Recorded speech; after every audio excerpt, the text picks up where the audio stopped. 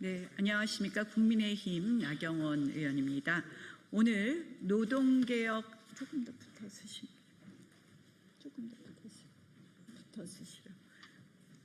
노동개혁 청년 행동에서 준비한 노란봉투법에 대한 의견을 말씀하는 기자회견을 소개해드리려고 이 자리에 섰습니다. 노동개혁 청년 행동은 4명의 공동대표가 구성이 4명의 공동대표가 주도하고 있으며 청년들께서 직접 펀딩해서 여러 가지 조사를 진행하고 노란봉투법이 대한민국의 미래에 얼마나 해악이 될 수 있는지, 청년들의 일자리를 얼마나 뺏어갈 수 있는지 등에 대한 각종 말씀을 올리겠다고 하십니다. 저는 노란봉투법이 통과된다면 이것은 기업에게 옐로우 카드를 주는 정도가 아니라 레드 카드를 주는 것으로 사실상 기업을 대한민국에서 퇴장시키는 법이 될 거라고 봅니다. 이 노란봉투법에 대한 청년들의 생생한 우려를 들어주시면 감사하겠습니다.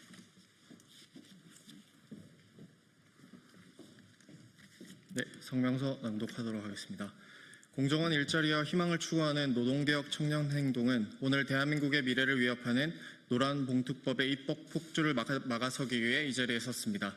현재 국회는 노동자의 권익 보호라는 민명 아래 대한민국 산업의 근간을 흔들고 미래 세대의 일자리를 빼앗는 악법을 일방적으로 밀어붙이고 있습니다. 이는 소수 강성 노조의 이익을 위해 대다수 성실한 근로자와 기업 그리고 청년들의 희생을 강요하는 무책임한 처사입니다. 우리는 대한민국 경제의 파멸을 초래할 노란봉투법의 즉각적인 폐기를 강력히 촉구합니다. 현재 국회 본회의 통과를 앞둔 노란봉투법은 다음과 같은 심각한 3가지 문제를 담고 있습니다. 첫째, 원청 기업에 대한 무분별한 책임 전가로 산업 생태계를 파괴합니다. 현재 개정안은 하청 근로자가 아무런 계약 관계가 없는 원청 기업을 상대로 직접 파업할 수 있도록 허용합니다. 이는 수많은 협력업체 노조들의 동시다발적 파업 유발을 초래하여 원하청 간의 신뢰와 협력 관계를 송두리째 무너뜨릴 것입니다.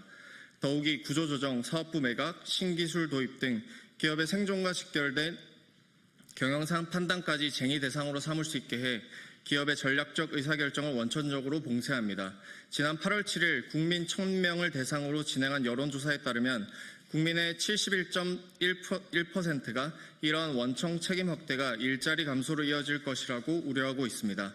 이는 기업 활동 위축과 투자 감소, 생산기지 해외 이전으로 이어져 결국 수많은 중소협력업체와 근로자들이 일자리를 잃게 될 것이라는 현장의 불안감이 반영된 결과입니다.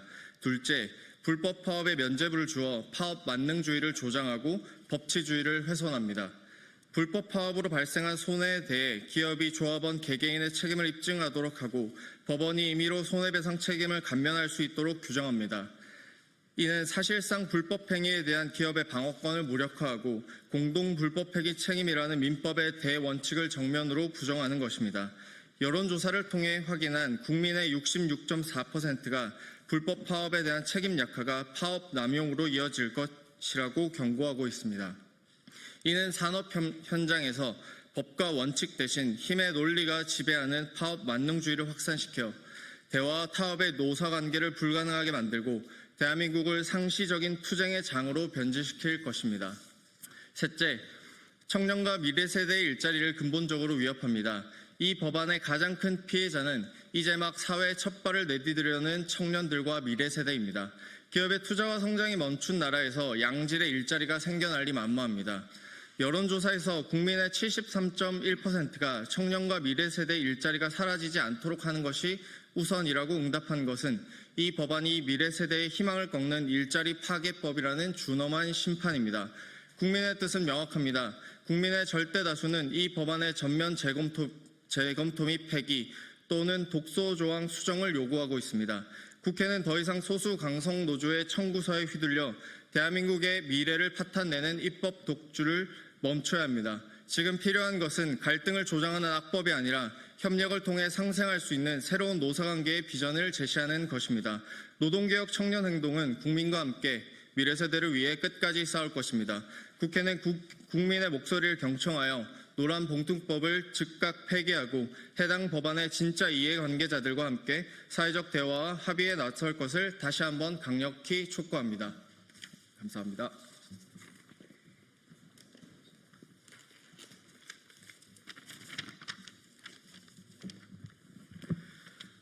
안녕하십니까. 저는 부산의 대학생이자 노동개혁 청년행동의 공동대표 서대곤입니다. 지난 1일 노란봉투법이 국회 법사위를 통과하고 현재 본회의 통과만을 앞두고 있습니다. 이는 단순한 법안 하나의 통과 여부가 아닌 대한민국의 기업과 일자리의 존립, 청년과 다음 세대의 미래가 걸린 중대한 사안입니다. 이런 중차대한 사안에 심각한 하자와 독소 조항이 있음에도 불구하고 정부와 국회는 이를 덮고 노동자의 교섭권 보장과 격차 해소를 위한 것이라 국민들을 속이고 있습니다. 노란봉투법이 통과되면 기업들은 파업을 막거나 대응을 할 수 있는 보호막을 모두 잃게 됩니다.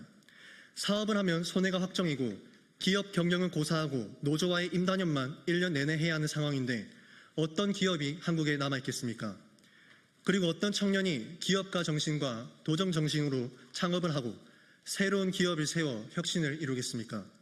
무엇보다 다음 세대 청년으로서 강성 노조와 소수의 기득권 카르텔을 위해 기업과 일자리 생태계를 망가뜨리고 대한민국의 미래를 팔아넘기는 행태에 더 이상 손 놓고 있을 수는 없습니다.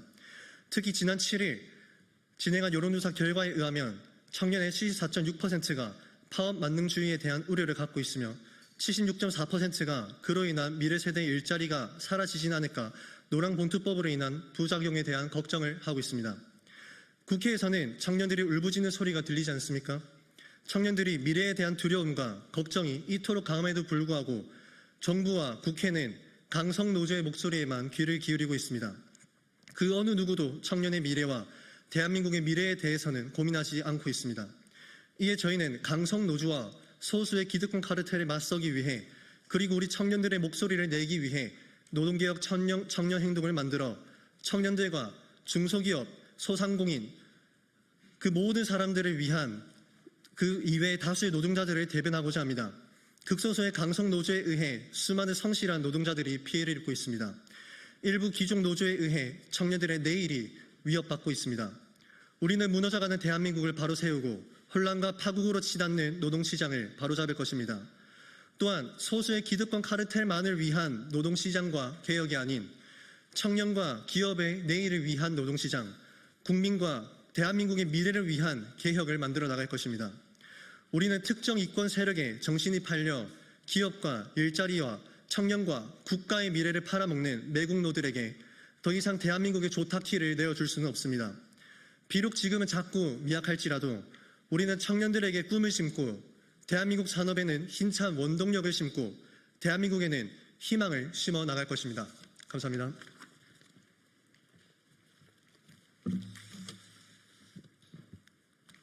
네, 국민 여러분 안녕하십니까? 노동개혁 청년행동 공동대표 김찬혁입니다. 저는 오늘 노란봉투법을 반대하고자 이 자리에 섰습니다. 그렇다면 왜 반대를 하느냐? 지극히 일반적인 청년들이라면 모두 반대할 것입니다. 노란봉투법의 직격탄을 맞는 대기업을 다니고 있기 때문도 아니고 대기업을 노려보는 청년도 아닙니다. 그런데 무슨 주제로 앞장을 서고 있느냐? 우리들의 희망의 사다리인 중소기업 경영마저 파괴시키는 법안이기에 어떻게든 막고자 절실함으로 이 자리에 섰습니다. 노란봉투법은 노조를 위한 법안이며 노조의 파업을 조장합니다. 근로일수의 불확실성을 증가시키고 파업으로 인한 피해는 고스란히 기업만이 책임지게 만드는 법안입니다. 이 사실들은 흔히 모두가 아시리라 믿습니다. 그런데 정말로 심각한 것은 그 아래에 있는 하청업체 및 중소기업들 또한 중첩된 피해를 입는다는 것이고 그 뜻은 꿈을 품는 우리 청년들의 생활에 직접적인 피해를 준다는 것입니다. 첫째, 대기업 파업으로 인하여 운송 업무 등이 중단될 경우 중소협력사는 납품 중단으로 생산을 멈출 수밖에 없습니다. 실제로 2023년 민노총 화물연대 파업 당시 현대자동차, 포스코 등은 자체 운송수단으로 대처를 했으나 그 여파로 중소기업 노동자들은 임시휴업, 무급휴직 등의 피해를 입었습니다. 열정을 다해 일을 하고 꿈과 생활을 위해 경력을 쌓는 청년의 시기에 노조의 무리한 요구로 불안정한 우리의 삶에 일을 하고 싶어도 할 수 없는 상황이 발생한 것입니다. 심지어 무리한 파업으로 인한 협상과 혜택은 고스란히 노조와 그 가족들에게만 돌아갑니다. 과연 이러한 파업과 노란봉투법이 전체 노동자를 위한 것이 맞습니까? 둘째, 청년 채용마저 감소합니다. 당연한 이야기입니다. 노란봉투법 통과로 인하여 불법 파업에 대한 손해배상 청구가 어렵게 되고 노조 파업 리스크를 감당할 수 없는 기업은 노사 불안정성 탓에 점점 더 위축되며 그 결과로 신규 채용을 축소하게 됩니다. 여기에 더하여 심리적인 부분에서까지 피해를 입게 됩니다. 왜냐? 노조 기득권들의 강요가 심해질 것이기 때문입니다. 노조의 위법 파업도 손해배상 면제가 되는 분위기 속에 신입사원에게 노조를 가입하라는 직간접적인 강요가 더 강해질 수밖에 없습니다. 불법 파업도 밥 먹듯 하는 사람들인데 가입 강요쯤은 누워서 떡 먹기이지 않겠습니까? 눈치 보기 바쁘고 적응해야 할 신입, 인턴, 계약직의 시기에 가입까지 강요받는 그런 상황이 유발된다면 이 법안이 진정으로 노동자 전체를 위한 법안이 맞습니까? 기업과 국가를 위한 법안이 맞습니까? 그저 강성 노조와 그 카르텔만을 위한 법안일 뿐입니다. 이렇게 산업 생태계를 붕괴할 뿐만 아니라 직간접적으로 수많은 노동자들과 경력을 쌓는 청년들의 사다리마저 파괴하고 근무 중 강요까지 남발하게 되는 노란봉투법을 강력하게 반대합니다. 감사합니다.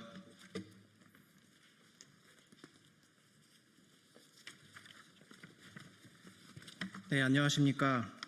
자유롭고 독립적인 개인이자 자유민주적 기본 질서 속에서 성장하고 그 열매를 사회를 위해 쓰고자 하는 노동개혁 청년행동의 정우진이라고 합니다. 오늘 바쁜 생업에도 불구하고 이렇게 전국 각지에서 청년들이 국회 소통관에 모인 까닭은 입법부의 폭주로 인해 통과될 것으로 예상되는 이 노란봉투법이 자유롭고 독립적이고 성장해서 가치를 창출하고자 애쓰고 있는 수많은 청년들의 앞길을 가로막는 것에 경종을 울리기 위함입니다. 국제 정세에 민감하게 대응하면서 위기에 대응해야 되는 갈 길 바쁜 대한민국 호에 너무나도 해로울 것이 자명한 이 노란봉투법을 국회가 기어이 통과시킬 모양새입니다. 노란봉투법은 21세기 버전의 쇄국 정책입니다. 이미 전 세계적으로 구축된 자유시장 경제의 메커니즘에 완전히 역행하게 만드는 이른바 셀프 고립 법안입니다.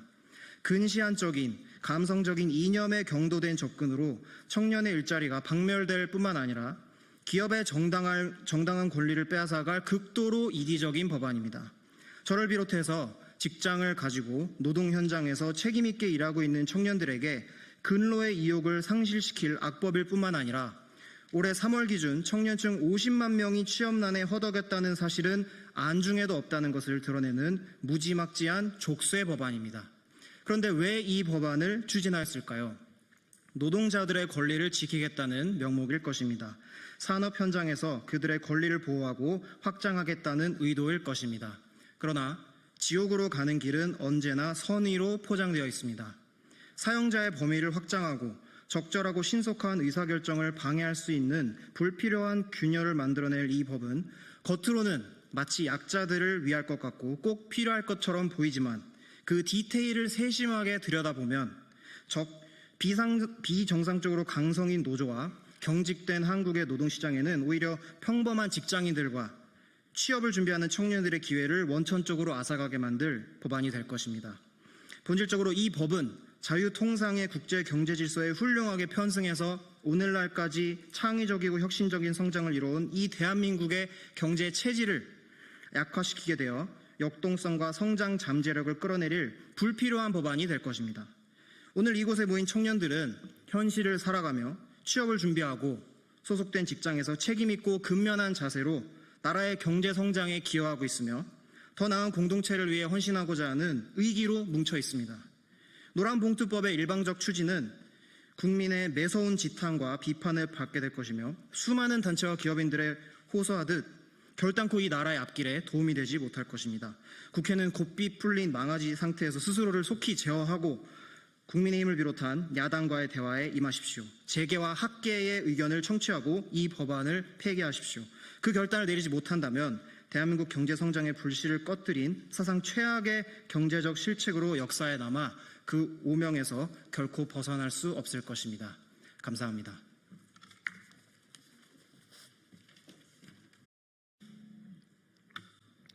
네, 진보당 국회의원 손소울입니다. 정당 현수막 인종 혐오 표현 규제 법안을 발의합니다.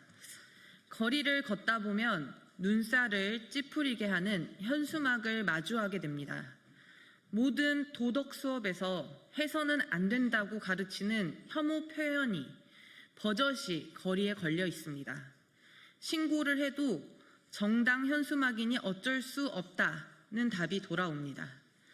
확인되지 않은 가짜뉴스, 인종과 국적에 대한 노골적인 혐오를 퍼뜨리는 이 문구들은 우리 사회의 도덕선과 신뢰를 무너뜨립니다.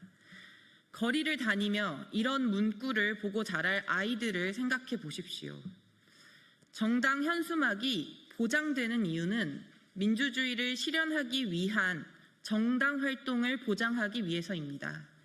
하지만 그 보장이 혐오를 유포하고 민주주의에 해악을 끼치는 것까지 허용해서는 안 됩니다.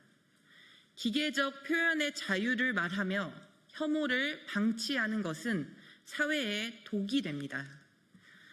정당은 우리 사회의 민주주의를 작동시키고 국민께 공적 권한을 위임받기 위해 노력하는 결사체입니다.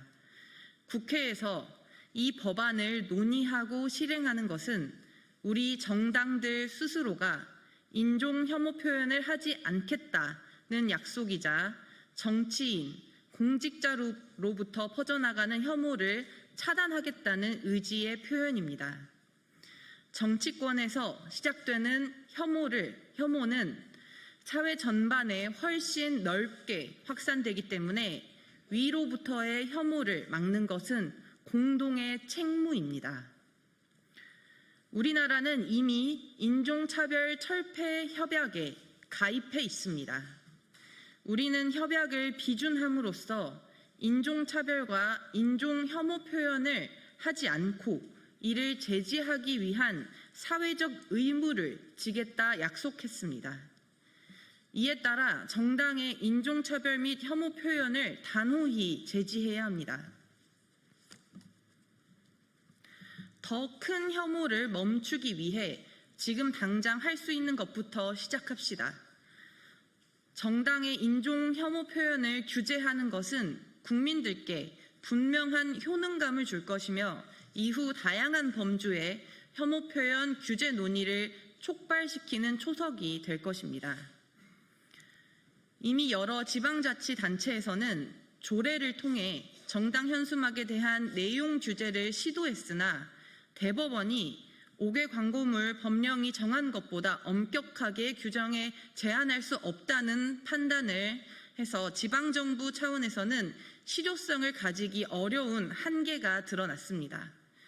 이 판단은 정당 현수막에 무한한 자유를 주는 것이 아니라 혐오 표현을 규제할 법령이 미비하다는 방증입니다.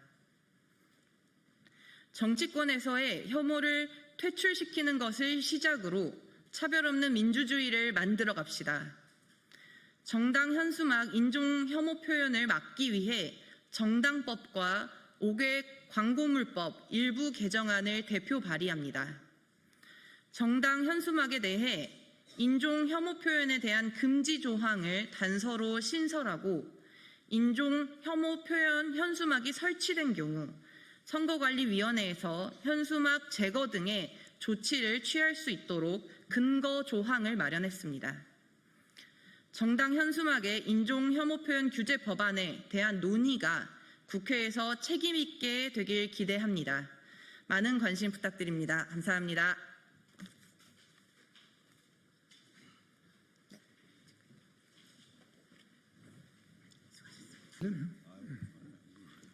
예, 저는 양천구 국회의원 이용순입니다. 오늘 기자회견은 광복 80주년을 앞두고 남북 평화회의에서 평화선언을 발표하게 되는 길입니다. 남북 평화회의는 오랜 기간 우리의 민주주의와 인권 평화를 위해서 헌신해왔던 학계와 종교계 시민운동의 지도자들이 모여서 구성된 단체입니다. 오늘 이 기자회견에는 남북평화회의의 상임대표를 맡고 있는 이해학 목사님, 또 김삼열 회장님, 윤경로 교수님, 도천수 회장님, 이한용 목사님 5분의 상임대표와 송창호 사무처장 6분이 참여를 하고 있습니다. 잘 아시다시피 1945년 저희가 광복이 된 지 올해 80주년입니다. 강대국의 개입에 의해서 남과 북이 분단되고 또 연이어서 한국 전쟁에 의해서 수많은 참상과 피해를 만든 한반도는 벌써 75년 적대적 대립의 이 분열상을 극복하지 못하고 있습니다. 아직도 광복 분단 80주년이 됐습니다만 남북은 적대적 두 국가 체제를 바꾸지 못하는 이 현실을 바라보면서 새로운 80주년을 내다보는 광복 80주년 평화선언을 오늘 준비한 것 같습니다. 그러면 앞으로 순서는 우리 이해학 목사님께서 이에 대한 발언을 하시고 김삼열, 윤경로 대표께서 성명서를 낭독하는 순으로 진행하도록 하겠습니다. 그러면 이해학 목사님께 순서를 넘기겠습니다.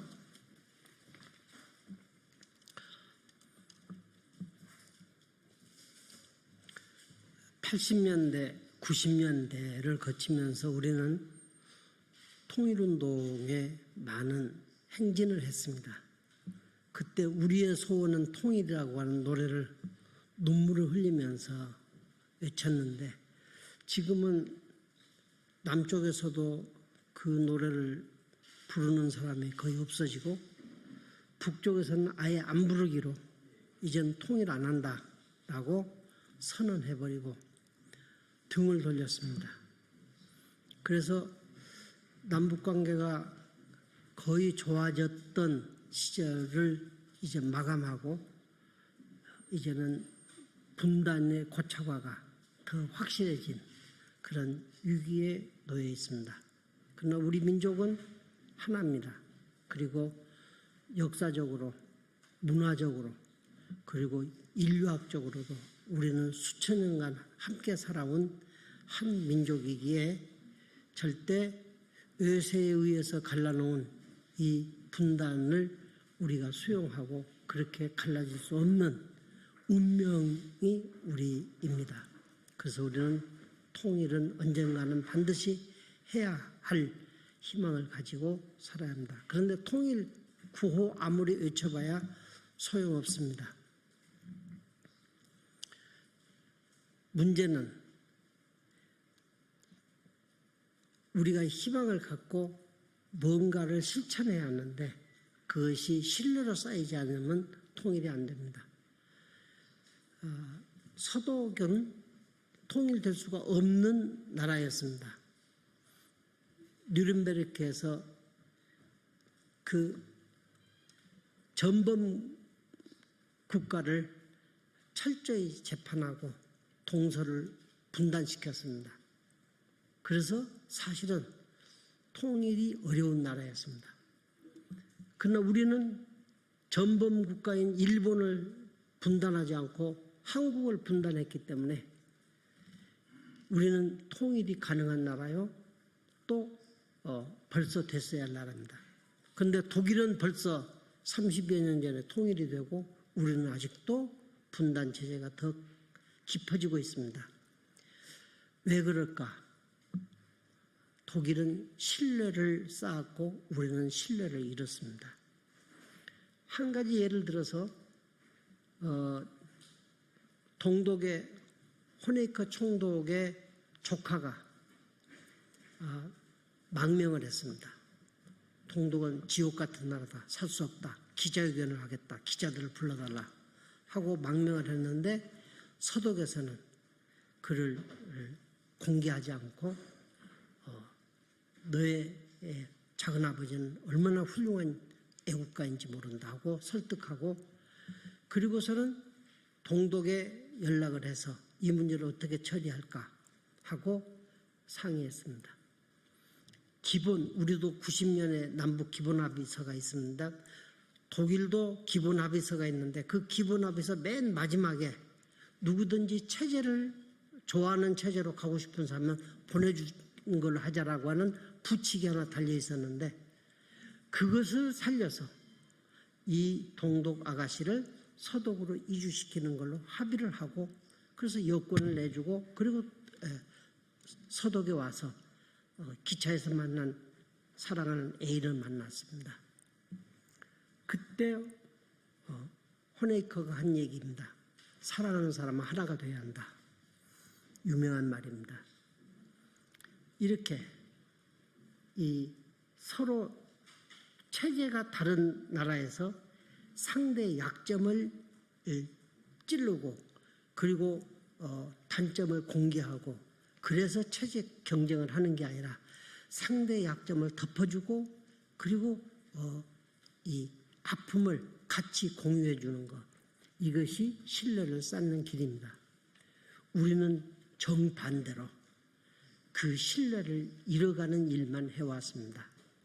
그래서 지금 우리도 이제는 통일하자라는 구호가 중요한 게 아니라 신뢰를 쌓는 일을 해야 한다. 저는 신뢰를 쌓는 행동을 남쪽에서 구체적으로 어떻게 해야 하는가, 예를 들어서 천안함 문제에 대한 재조사를 한다든가, 또 그 중국에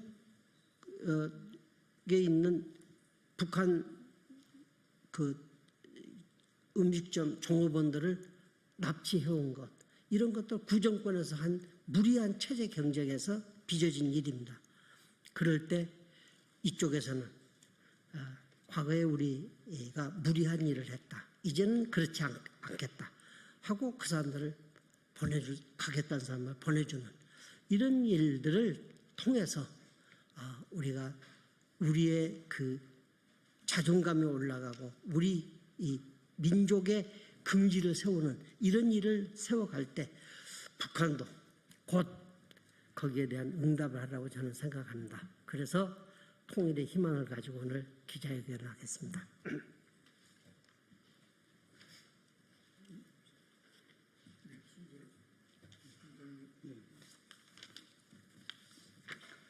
네, 광복 80주년 평화선언을 낭독해 올리겠습니다. 올해는 일제 치하로부터 광복된 지 80주년이 되는 해입니다. 그러나 1945년 8월 15일 광복은 강대국들의 참전과 개입으로 신탄 통치가 제기되면서 1948년 8월 15일 남에서는 대한민국 정부가 수립되고 48년 9월 9일 북에서는 조선민주주의 인민공화국이 수립되었습니다. 이어서 한반도에는 1950년 6월 25일 전쟁이 일어나고 전대미문의 희생을 치르면서 1953년 7월 29일 휴전이 되어 아직도 세계 유일의 분단 국가로 남아 있습니다. 결국 8.15 광복은 미완성의 광복이요 반쪽짜리 광복이 되고 말았습니다. 이는 8,000년의 자랑스러운 역사를 가진 민족으로서 부끄러운 일이 아닐 수 없습니다. 광복 80주년을 맞이하여 우리 민족이 해결해야 할 절대절명의 과제는 첫째도 둘째도 남북의 평화통일입니다. 지금 남북 정세는 먼저 남북의 긴장과 대립을 완화시키고 신뢰관계를 회복하면서 대화와 협력을 추진하여 평화로 나아갈 것을 안팎으로 요구받고 있습니다. 한반도의 평화는 통일로 나가는 지름길이며 한반도의 통일은 미래 세대에 넘길 수 없는 우리의 모두의 지상 과제입니다. 이에 우리들은 광복 80주년을 맞이하여 결의의 염원을 담아 다음과 같이 평화선언을 하는 바입니다. 첫째, 세계 정세는 끊임없이 분쟁 속에서 다국화 세대로 급격하게 번화하고 있습니다. 게다가 날로 심화되는 미중의 패권과 무역전쟁 속에서 평화와 경제 주권을 지키면서 자존과 번영의 청사진이 국민들에게 제시되어야 합니다. 둘째, 남북관계는 적대적인 두 개의 국가가 아니라 평화적인 두 개의 국가로 전환될 수 있도록 실질적인 신뢰 회복 조치가 이루어져야 합니다. 이를 위해서는 9.19 군사 합의 복원과 한미 군사 훈련의 연기 및 속속 조치가 시급하게 이루어져야 합니다. 셋째, 1918년 4월 4.27 판문점 선언, 9.19 평양선언 등 두 차례의 남북정상회담을 복원하고 북미 싱가포르 회담, 북미 하노이 회담의 실패를 분석하는 작업이 성행되어야 한다고 생각합니다.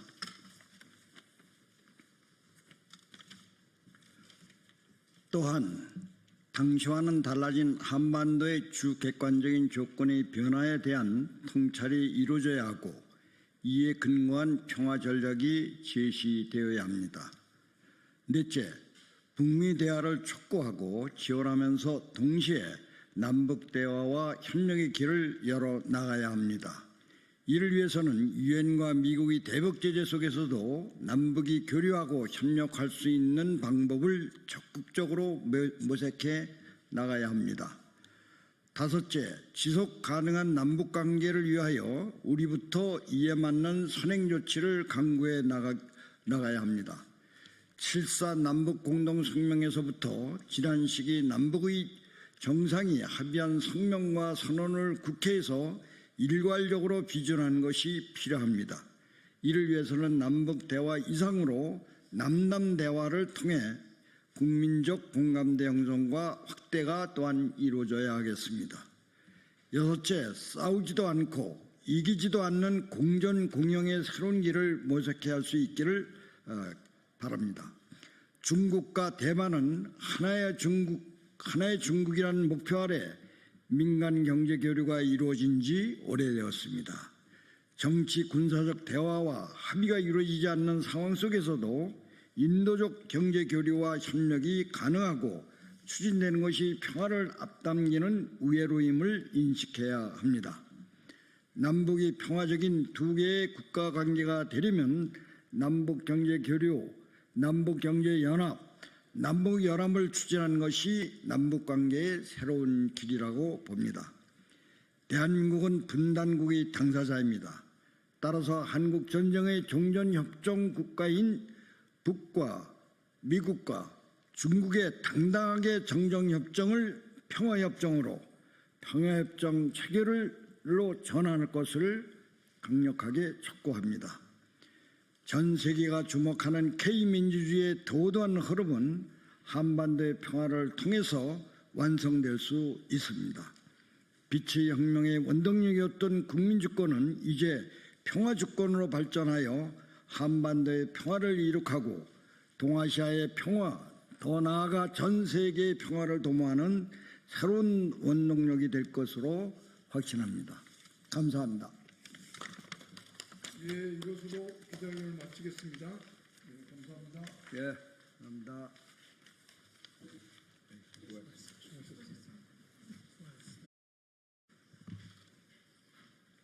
예, 인사드리겠습니다. 저는 안양시 만안구 출신 더불어민주당 소속 강덕구 의원입니다. 저는 오늘 일명 주진우 아버지 방지법 형사소송법 일부 개정 법률안 대표 발의 기자회견을 하기 위해서 이 자리에 섰습니다. 오늘 이 자리에는 1986년 소위 민교투 사건의 피해자이신 윤병선 선생님 그리고 노현설 선생님 두 분이 함께 하셨습니다. 민교투 사건은 전두환 정권이 교사 모임인 민족민주교육쟁취투쟁위원회를 이적단체로 조작한 사건입니다. 이 과정에서 서울대 사범대 출신 교사들을 포함한 6명이 국가보안법 위반 혐의로 구속 기소됐고 이 중 5명은 유죄 판결을 받아서 실형을 살았습니다. 그리고 37년이 지난 23년 서울중앙지방법원은 이 사건이 공안 조작이었다라는 사실을 인정해서 전원 무죄를 선고했습니다. 잘못된 수사였음을 국가가 인정한 것입니다. 당시 이 사건을 맡았던 검사 중 한 명이 바로 국민의힘 주진우 의원의 아버지 주대경 검사였습니다. 수사 과정에서 불법 고문, 영장 없는 압수수색, 강압적 자백 유도 등 심각한 인권 침해가 자행됐습니다. 공안 검사들이 젊은 교사들을 간첩으로 몰아서 그들의 인생을 짓밟은 것입니다. 억울하게 고통받은 교사들에게 그들은 지금껏 사과 한마디 없습니다. 오히려 적반하장으로 본인들의 잘못은 없는 것처럼 말합니다. 주진우 의원 역시 아버지의 잘못에 대해서 여전히 변명으로 일관하고 있습니다. 주대경 검사와 관련해서 주진우 의원은 이렇게 얘기합니다. 아버지가 고문 검사라는 민주당의 주장은 사실과 다르다. 언론 보도에 따르면 경찰에서 고문행위가 있었고 부친은 그 사건을 받아서 처리한 검사들 중 한 명일 뿐이라고 밝혔습니다. 주진우 의원에게 묻겠습니다. 피해자의 목소리를 들어봤습니다. 피해자의 목소리가 들리지 않습니까? 민교토 사건 피해자들은 국가가 인정한 피해자들입니다. 그런데도 주진우 의원은 국가의 판결마저 무시하시는 겁니까? 결코 용납할 수 없습니다. 그래서 저는 형사소송법 일부 개정 법률안을 대표 발의했습니다. 국가 공권력에 의한 살인, 고문 등 국가 폭력을 자행해서 국민의 기본권을 침해한 범죄에 대해서는 공소시효를 없애겠습니다. 국가 공권력에 의한 인권 침해 행위는 끝까지 그리고 반드시 처벌하겠습니다. 처벌해야 됩니다. 군사 독재 정권 시절 국가 공권력에 의한 인권 침해 행위가 빈번했습니다. 그러나 공소시효 경과를 이유로 인권 침해 범죄를 처벌할 수 없었습니다. 국가가 범죄를 묵인하고 어떻게 보면 승인한 셈입니다. 공권력의 정당성과 도덕성을 심각하게 훼손했습니다. 그 대표적인 사례가 주진우 의원 아버지 주대경 공안검사입니다. 제대로 된 처벌이 없으니 잘못에 대한 부끄러움을 모릅니다. 공안검사는 떳떳하게 살고 아들은 정치검찰이 됐습니다. 아버지는 전두환 정권에 부역했고 아들은 내란 속의 핵심 측근이 됐습니다. 대를 이어 대한민국을 무너뜨리는 주대경 검사 부자의 모습은 대한민국의 서글픈 현실이고 어떻게 보면 자상입니다. 대한민국 국민의 이름으로 주진우 의원에게 경고합니다. 손바닥으로 하늘을 가리지 마십시오. 그 당시 고문을 행한 것은 다른 사람이었겠지만 실질적으로 이를 종합한 사람은 바로 주진우 의원 아버지 주대경 검사라는 피해자의 증언이 있습니다. 지금 이 자리에 나와 계신 분들은 주대경 검사의 잘못으로 인생을 송두리째 부정당하신 분들입니다. 주진우 의원 부끄럽지 않습니까? 끝까지 변명으로 일관하는 그 모습 참 구차합니다. 같은 국회의원으로 부끄럽습니다. 당신의 변명은 대한민국 현대사를 왜곡하고 부정하는 것입니다. 주진우 의원은 공인으로서 최소한의 모습이라도 보여주십시오. 아버지를 대신해서 지금이라도 진심 어린 사죄를 국민께 그리고 당사자께 하는 것이 왜곡된 역사, 잘못된 역사를 되돌리는 겁니다. 주진우 의원의 진심 어린 사과를 다시 한번 촉구합니다. 이어서 우리 윤병선 선생님 말씀을 들어보도록 하겠습니다.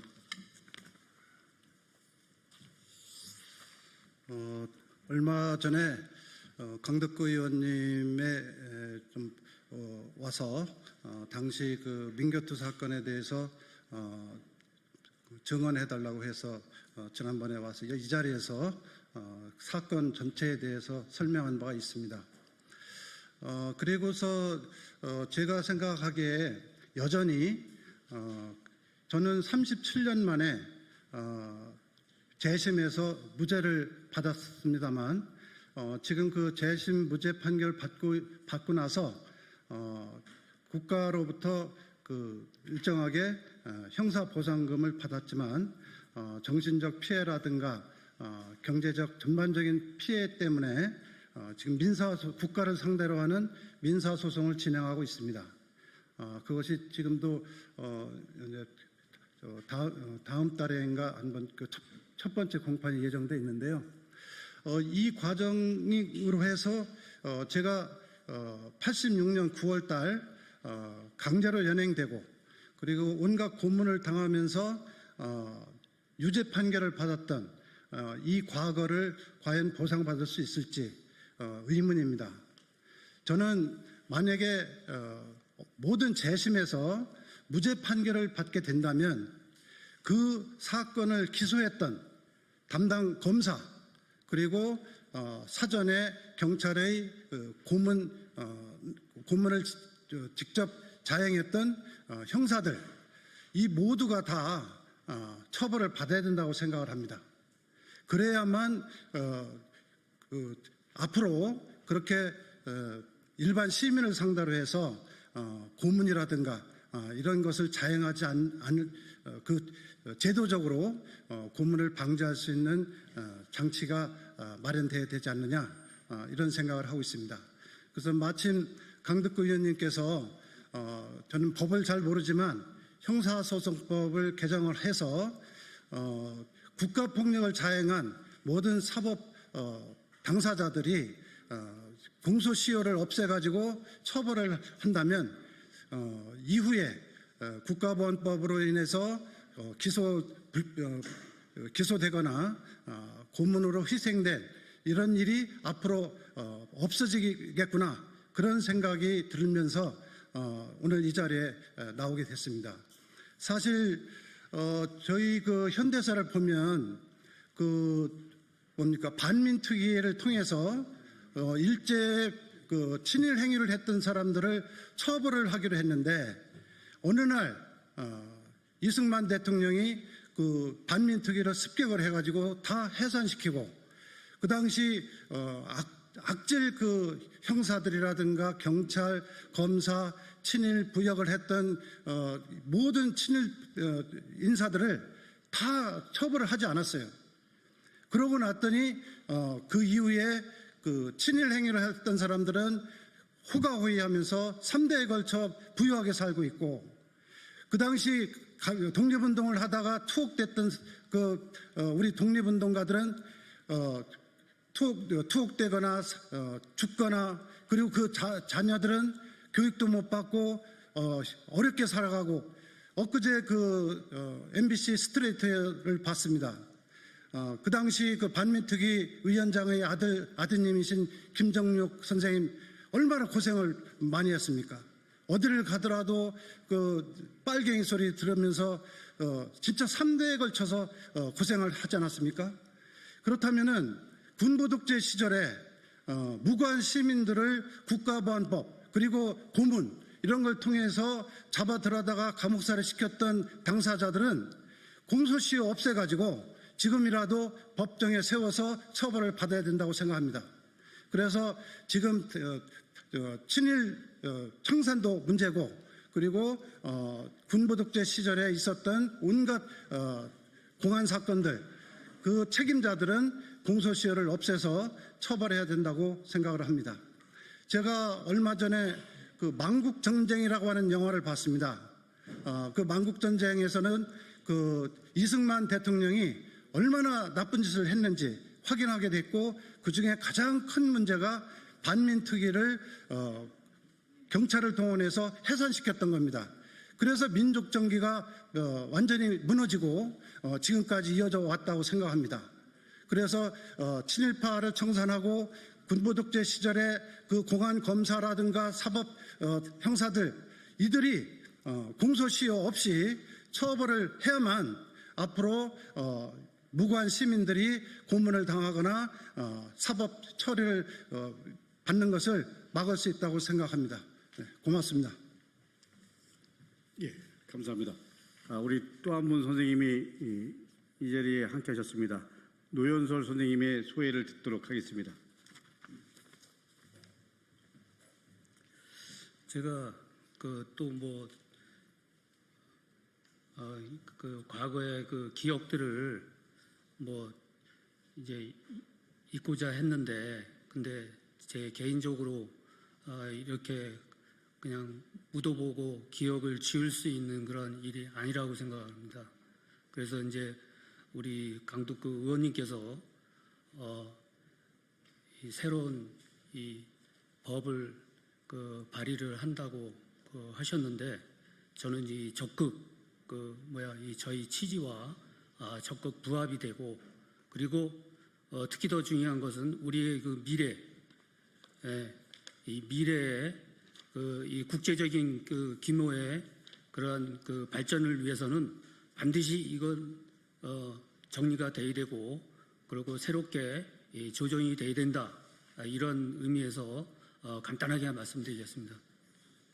저희가 이걸 법에 정해진 그 손해배상, 이러한 그 소송을 통해서 이걸 해결될 수 있는 문제가 아니라고 봅니다. 이거는, 그리고 또 저희 그 어떤 보복 심리나 이런 데서 나오는 문제가 아니라, 이거는 국제적인 어떤 그 합의, 인간 발전의 국제적인 그런 어떤 그러한 그 고뇌 속에서 나온 그러한 그 흐름에 부합하는 일이라고 생각을 합니다. 그건 뭐냐면은, 잘 아시겠지만은 우리나라는 국제적인 그 기준에 벗어나 있다고 생각합니다. 그게 뭐냐면은 그 국가폭력, 아까 그 말씀드린 우리 그 중요한 그 국가폭력의 그 문제, 이건 좀 추상적이지만은 이 세계적인 그 범위 내에서는 분명히 이 반인권, 중요한 반인권 침해의 이 범죄를 저지른 자에 대해서, 특히 공무원에 대해서는 반드시 이거는 공소시효 없이 처벌을 해야 된다는 그런 합의가 있는 것으로 알고 있습니다. 저는 그 자세한 거는 모르겠지만은 이러한 그 취지의 이 국제적인 그 노력에 대해서 응당 우리나라도 이 발전을 하려면은 여기에 일정하게 부합하는 그러한 그 노력을 해야 되지 않겠느냐. 그래서 그러한 노력이 바로 우리 강덕구 의원님이 지금 추진하시고 있는 이 발의라고 생각을 하고, 이것이 반드시 달성될 수 있도록 우리 그 남은 그 인생 아주 열심히 노력하겠습니다. 감사합니다. 언론인 여러분들이 많은 관심을 가져주시기를 진심으로 부탁드립니다. 오도된 역사, 잘못된 역사, 이제라도 바로 잡아야 됩니다. 공권력에 의한 인권 침해 끝까지 책임을 묻고, 그리고 다시는 이런 일이 발생하지 않도록 소위 주진우 아버지 방지법을 만든 취지를 잘 이해해 주시고 함께해 주시기를 진심으로 부탁드립니다. 감사합니다.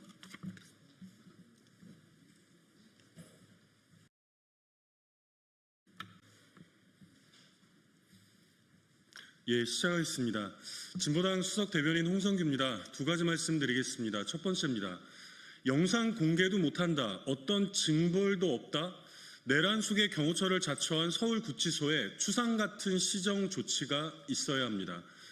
내란 속의 윤석열의 속옷 추태 저항이 전 국민적 분노를 사고 있는 가운데 국회의원들이 상황을 정확하게 파악하기 위해서 서울구치소를 찾았습니다. 그러나 김현우 서울구치소장은 완강하게, 마치 내란 속의 저항만큼이나 완강하게 영상 공개를 거부했습니다. 서울구치소를 지휘하는 법무부에서도 적극적인 협조를 지시한 마당입니다. 심지어 윤석열의 변호인조차 공개를 요구하지 않았습니까? 한남동에서 사라진 줄 알았던 내란 속의 사설 경호처가 이번에는 서울구치소에서 다시 등장했습니다.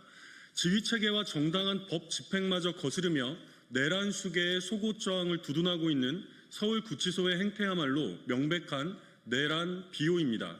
강제 집행에도 집행 거부에 따른 처벌에도 모두 다 선례가 없다는 궁색하기 짝이 없는 변명만을 늘어놓았다고 합니다. 확실한 것은 이제 서울구치소 측에 내란범 비호, 직무유기로 분명한 선례가 생겼다는 것입니다. 앞으로 재소자 중 그 누구도 소환조사가 되었든 강제구인이 되었든 속옷바람으로 드러누우면 아무도 건드릴 수 없다는 것 아닙니까? 심지어 그에 따른 그 어떤 처벌도 없다는 것 아닙니까? 대한민국의 헌정질서와 법치주의가 서울구치소 내란 수계 앞에서 산산이 무너져 내리고 있습니다. 법무부의 추상 같은 즉각적인 시정 조치를 강력히 촉구합니다. 두 번째입니다. 내란 직후에 박성재와 심우정이 긴밀하게 통화를 했습니다. 드러나고 있는 법무부와 검찰의 내란 가담, 추악한 법비들의 실체를 낱낱이 밝혀내야 합니다. 혹시나 했으나 역시나입니다. 윤석열 내란 정권의 다른 이름은 검찰 독재 정권인데 그간 내란 사태에 주목된 시선에서 검찰은 은근슬쩍 빠져 있었습니다. 거꾸로 시치미를 뚝 떼고 내란 수사에 집중하는 신용까지 하지 않았습니까? 그러나 언제까지 손바닥으로 하늘을 가릴 수는 없는 노릇입니다. 법무부와 검찰의 적극적인 내란 가담 현황이 속속 밝혀지고 있습니다. 비상계엄 선포 전 우선 호출된 박성재 법무부 장관은 바로 법무부 간부회의를 주재하고 심우정 검찰총장과 긴밀하게 통화를 나눴습니다. 우선 호출의 이유가 구체적인 내란 실행의 업무 지시였음은 의심의 여지가 없습니다. 그러니 합동수사본부에 검사를 파견하자는 논의까지 바로 이어진 것 아닙니까? 계엄에 반대했다는 둥, 기억이 나지 않는다는 둥 모두 다 새빨간 거짓말이었습니다. 심우정 총장 또한 천연덕스럽게 태세 전환을 하고 짐짓 내란 수사를 벌이는 신용만 했습니다. 누구보다 법을 잘 아는 전문가들인 이들이 비상계엄 선포와 포고령 자체가 위헌 불법임을 모를 리 없습니다. 알면서도 적극 가담한 이 추악한 법비들의 실체를 낱낱이 모두 다 밝혀내야 합니다. 이상입니다.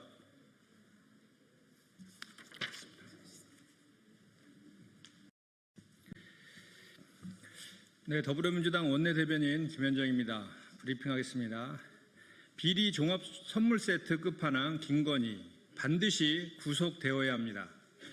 윤석열 국정의 축은 김건희 방탄이었음이 명백히 드러났습니다.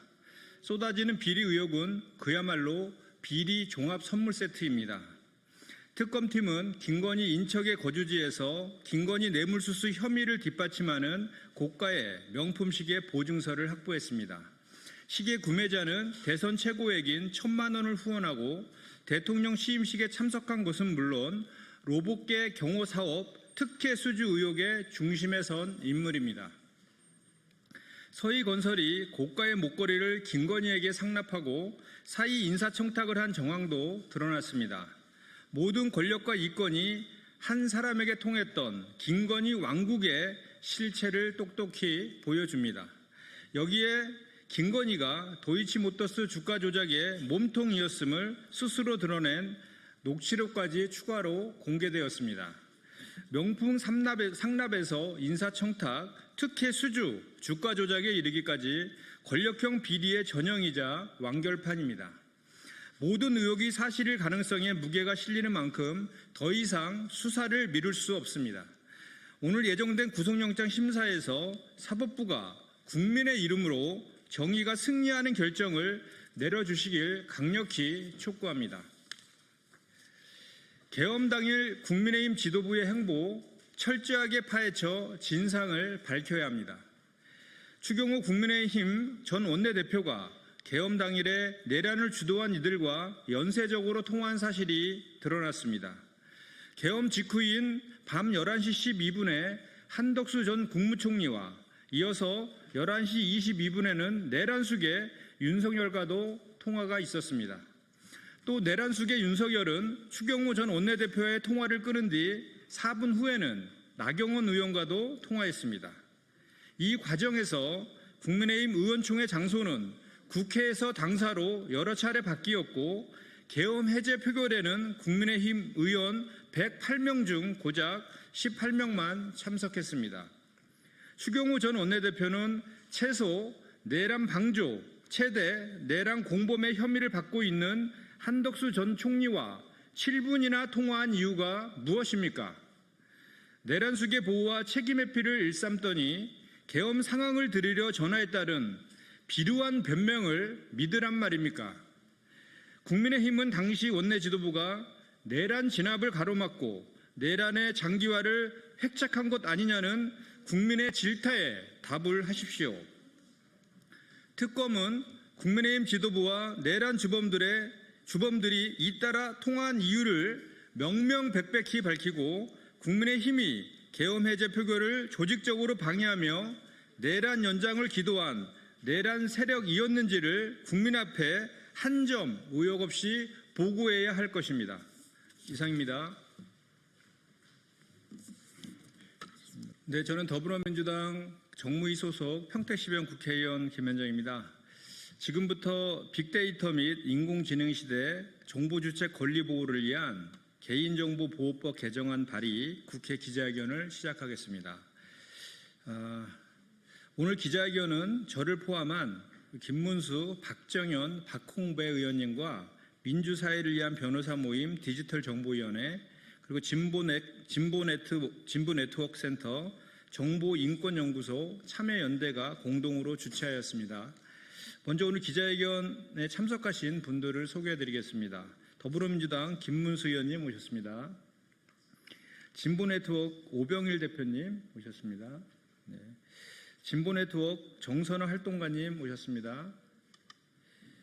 이현담 활동가님 오셨습니다. 민주사회를 위한 변호사 모임 디지털정보위원회 김병욱 의원님 오셨습니다. 참여연대 공익법센터 허진민 소장님 오셨습니다. 참여연대 이지은 선임 간사님 오셨습니다. 참여연대 소속이자 로스쿨 재학생이신 김선민님과 안웅준님도 함께해 주셨습니다. 네, 감사합니다. 네, 최근 빅데이터와 인공지능 기술은 상상할 수 없을 만큼 빠르게 발전하고 있습니다. 이제 우리의 위치, 취향, 행동, 패턴까지 실시간으로 수집되고 분석되어서 나라는 사람이 데이터화되는 시대가 열렸습니다. 그 과정에서 만들어진 프로파일링은 이미 우리의 생활 깊숙이 들어와 있습니다.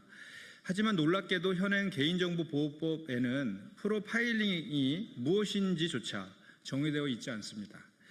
또한 개인정보가 어디서 어떻게 누구에 의해 활용되는지조차 충분히 알기 어려운 것이 현실입니다.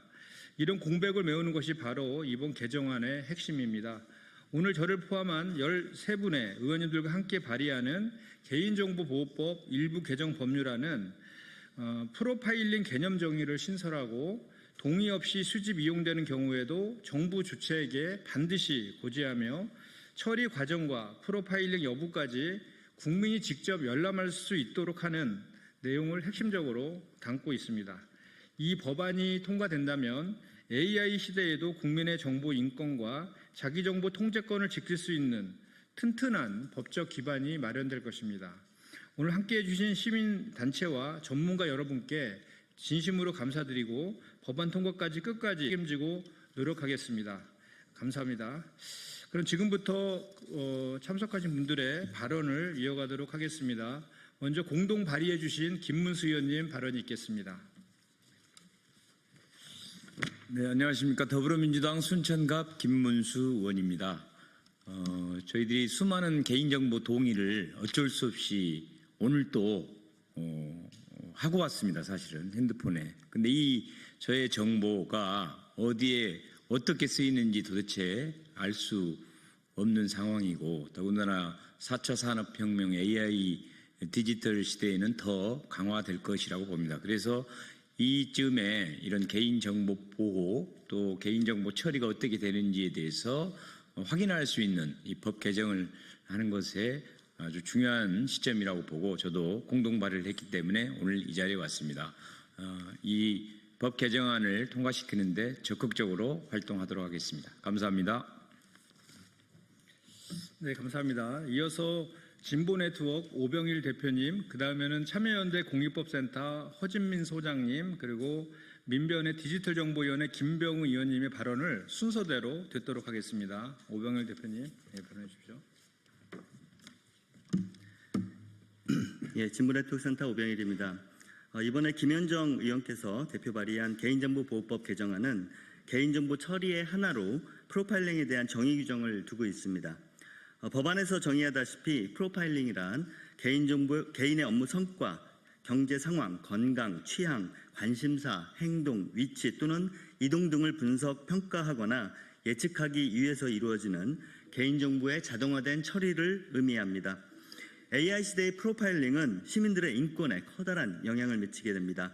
방대한 데이터를 분석해서 개인의 성향, 행동, 심리 상태를 예측하는 프로파일링 기술은 법 집행, 금융, 고용, 마케팅 등 다양한 영역에서 이미 일상적으로 활용되고 있습니다. 그러나 이러한 과정에서 당사자의 동의 없이 수집된 정보가 사용되거나 알고리즘 편향이 특정 집단에 불리하게 작용할 수 있습니다. 예를 들어 범죄 예측 시스템이 과거에 치우친 데이터로 학습을 하면 특정 인종이나 사회계층을 부당하게 차별하는 결과를 초래할 수 있습니다. 이는 사생활 침해일 뿐 아니라 개인이 사회적으로 낙인 찍히거나 차별받는 결과를 초래할 수 있습니다.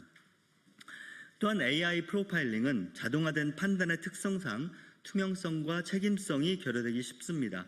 개인은 자신이 어떤 기준으로 평가되고 있는지, 그 결과가 어떻게 사용되는지 알기 어렵고 잘못된 판단에 대한 정정이나 이의 제기를 하는 절차도 불충분할 수 있습니다. 이에 따라 개인정보 자유결정권과 권리 구제 절차를 약화시키며 민주사회에서 보장되어야 할 평등권과 차별받지 않을 권리를 침해당할 수 있습니다. 따라서 AI 프로파일링 기술이 발전할수록 인권 보호를 위한 법적 장치와 투명성이 반드시 보장되어야 합니다. 물론 프로파일링은 개인정보 처리의 하나로서 개인정보 처리와 관련된 정보 주체의 권리가 프로파일링에 대해서도 보호되어야 하는 것은 당연합니다. 그러나 최근 개인정보보호법의 해석을 왜곡하여 정보 주체의 권리를 축소하려는 시도가 이루어지고 있기 때문에 이번 개정안에서 프로파일링에 대한 정의를 둠과 동시에 개인정보 처리에 프로파일링이 포함된다는 것을 명확하게 한 것은 바람직하다고 생각을 합니다. 제4조 정보주체의 권리, 제35조 개인정보 열람 조항에서 개인정보 처리에 프로파일링이 포함된다는 것을 명확히 했고요. 제30조 개인정보 처리 방침에서도 프로파일링 여부에 대해서 알리도록 이렇게 하고 있습니다. 제37조의 2는 자동화된 결정에 대한 정보주체의 권리 조항인데요. 여기서도 완전히 자동화된 시스템에 인공지능 시스템뿐만이 아니라 프로파일링을 하는 경우에도 자동화된 결정에 대해서 정보 주체의 권리가 보장되도록 했습니다. 국회는 김현정 의원안을 조속히 통과하여 AI 시대의 정보 주체의 권리가 두텁게 보호될 수 있도록 노력해 주실 것을 요청드립니다. 개인정보보호위원회 역시 김현정 의원안의 국회 통과에 협조하고 향후 제대로 집행될 수 있도록 노력해 주실 것을 당부드립니다. 감사합니다.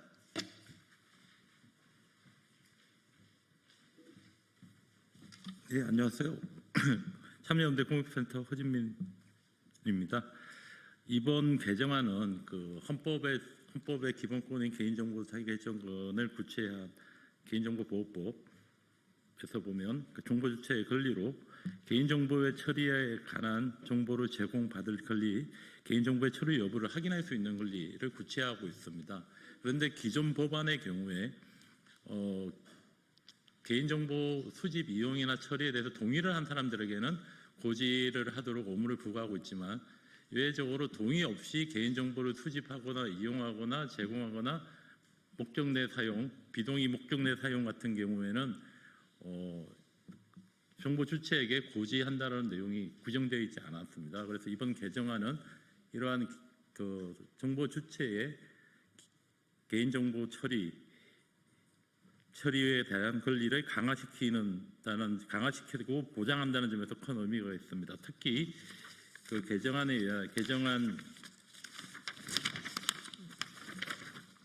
20조의 경우에 정보 주체 이외로부터 수집한 개인정보 수집 출처 통지 조항을 약간 수정을 했는데, 예전의 경우에는 정보 주체가 이 요구를 하게 되면 그 통지를 하도록 되어 있는데, 사실 이게 정보 주체가 상당히 알기 어려운 수집 루트이기 때문에 이게 대해서 정보 주체의 요구와 상관없이 통지하도록 규정을 함으로써 기본권을 강화시키고 보장하고 있다는 점에서 이번 개정안이 갖는 의미가 있다고 생각이 됩니다. 이상입니다.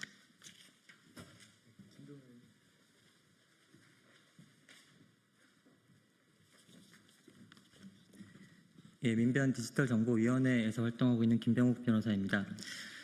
데이터 활용을 통한 기술 개발 그리고 산업 발전에 대한 논의가 매우 활발합니다. 그러나 이 과정에서 정작 그 대상이 되는 데이터의 주체라고 할 수 있는 개인들의 정보 주체로서의 권리를 어떻게 보호하고 보장할 것인가에 대한 논의는 주목받지 못하고 있는 상황입니다. 이로 인해 자신의 정보가 언제 누구에게 어느 범위까지 알려지고 이용되도록 할 것인가를 정보 주체 스스로 결정할 수 있다라고 하는 개인정보 자기결정권의 취지는 사실상 퇴색되고 형해화되고 있는 현실이라고 할 수 있습니다.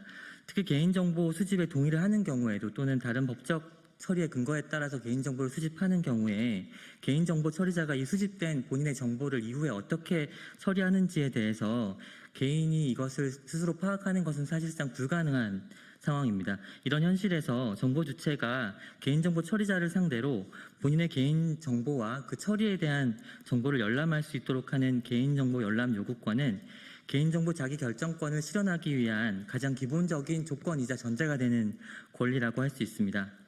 본인의 개인정보가 누구에게 수집되었고 어느 범위까지 어떤 형태로 이용되고 있는지를 기본적으로 알 수 있어야 이에 대한 통제의 가능성이 시작될 수가 있기 때문입니다.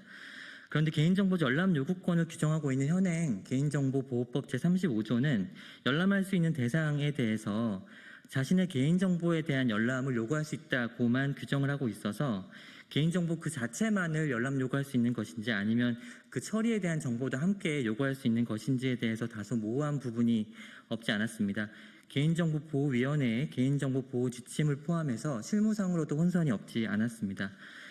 이에 따라서 열람 요구의 대상을 보다 분명히 하고 구체화시켜서 개인정보 그 자체뿐만 아니라 그 처리에 대한 정보에 대해서도 열람을 요구할 수 있다는 점을 명확히 하자는 것이 열람 요구권 확대와 관련한 이번 개정안의 취지입니다. 개정안이 부디 통과되어서 개인정보 자기결정권 보장을 위한 기반을 보다 확고히 하기를 바라겠습니다. 이상입니다. 네, 이상으로 기자회견을 마치겠습니다. 감사합니다.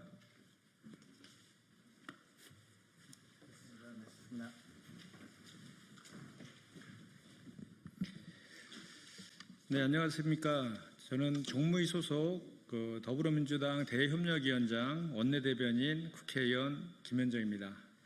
오늘은 본회의 심사를 앞둔 노동조합법 2조 3조 개정안 이른바 노란봉투법의 입법을 촉구하는 현장 노동자들의 목소리를 전달하기 위해서 이 자리에 섰습니다.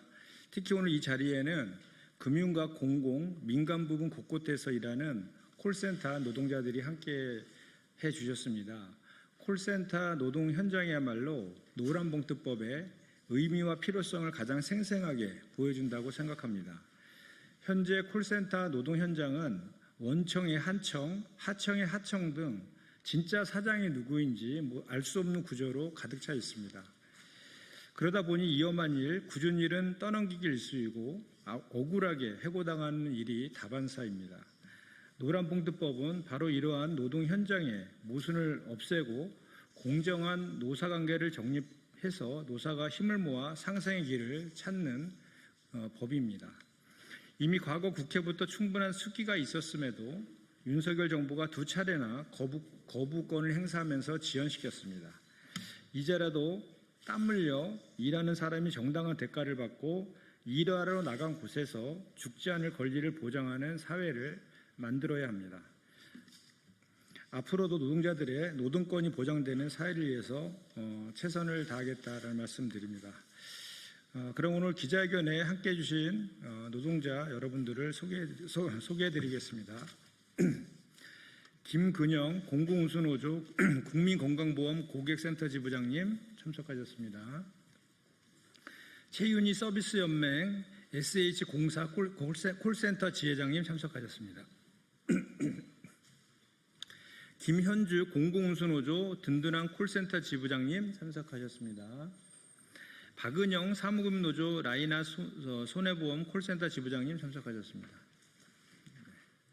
남미경 서비스 일반노조 부위원장님 참석하셨습니다.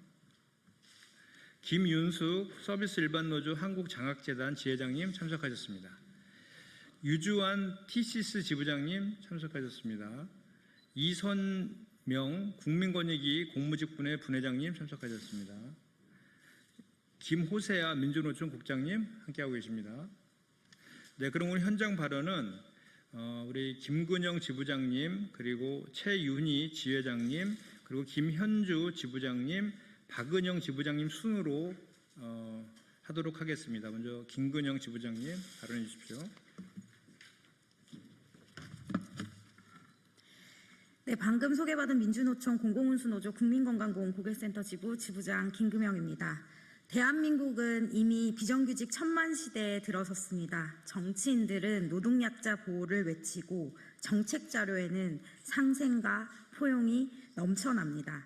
그러나 비정규직 노동자가 단결에 권리를 주장하는 순간 제도와 구조는 벽이 되어 가로막고 있습니다. 그 벽의 핵심에는 노조법 2조, 3조의 구조적 결함이 있었습니다. 사용자 개념이 협소하게 정의되어 원청은 책임을 회피했고 간접고용 노동자는 법 앞에서 사용자 없는 노동자로 방치되었습니다. 이 부당함을 끝내기 위해 우리는 오랜 세월 투쟁해왔고 마침내 국회가 노조법 2조, 3조 개정안을 통과시켰습니다. 이는 한국노동운동사의 길이 남을 쾌거이자 비정규직 간접고용 노동자들에게 헌법이 부여한 권리를 되돌려준 역사적 전진입니다. 이 법은 노동자의 생존권과 평등권을 보완하고 헌법이 약속한 노동 3권을 실질적으로 보장하는 초석이 될 것입니다. 그러나 법 통과가 끝이 아닙니다. 이제는 그 취지를 온전히 살려 후속 제도와 정책으로 완성해야 합니다. 노동자가 법의 문 앞에서 또다시 발이 묶이지 않도록 행정, 사법, 현장에서 신속하고 일관된 적용이 필요합니다. 원청 책임을 회피하는 위탁, 도급 구조를 전면 재검토하고 사용자 책임을 명확히 하는 집행체제를 갖춰야 합니다.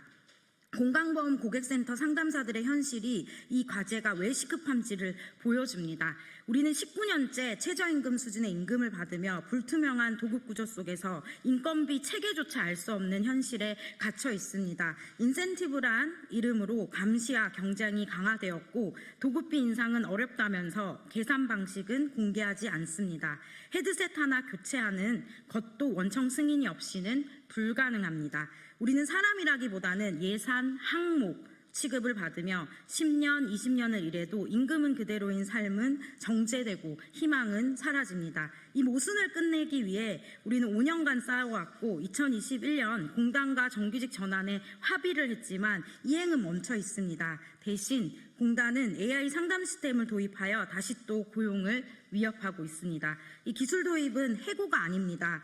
라는 무책임한 말만 반복합니다. 정부가 공단이 이제는 응답해야 할 때입니다. 비정규직 철폐와 정규직 전환은 시대의 요구이며 그 책임은 국가에 있습니다. 자회사, 무기계약직 같은 불완전한 방식이 아니라 실질적 처우 개선과 고용 안정을 보장하는 직접 고용으로 나서야 합니다. 이제는 달라져야 합니다. 노동의 권리는 유보될 수 없는 인간의 기본권입니다. 노조법 개정이라는 제도적 승리를 토대로 현장의 변화를 실현해야 합니다. 국민건강보험 고객센터 지부는 모든 노동자가 차별받지 않고 노조할 권리를 누리며 인간답게 살 수 있는 그날까지 멈추지 않겠습니다. 이제는 집행, 적용, 현장 변화를 완성해야 할 때입니다. 중간자치 근절, 비정규직 철폐, 정규직 전환, 우리는 그날까지 끝까지 투쟁하겠습니다. 투쟁.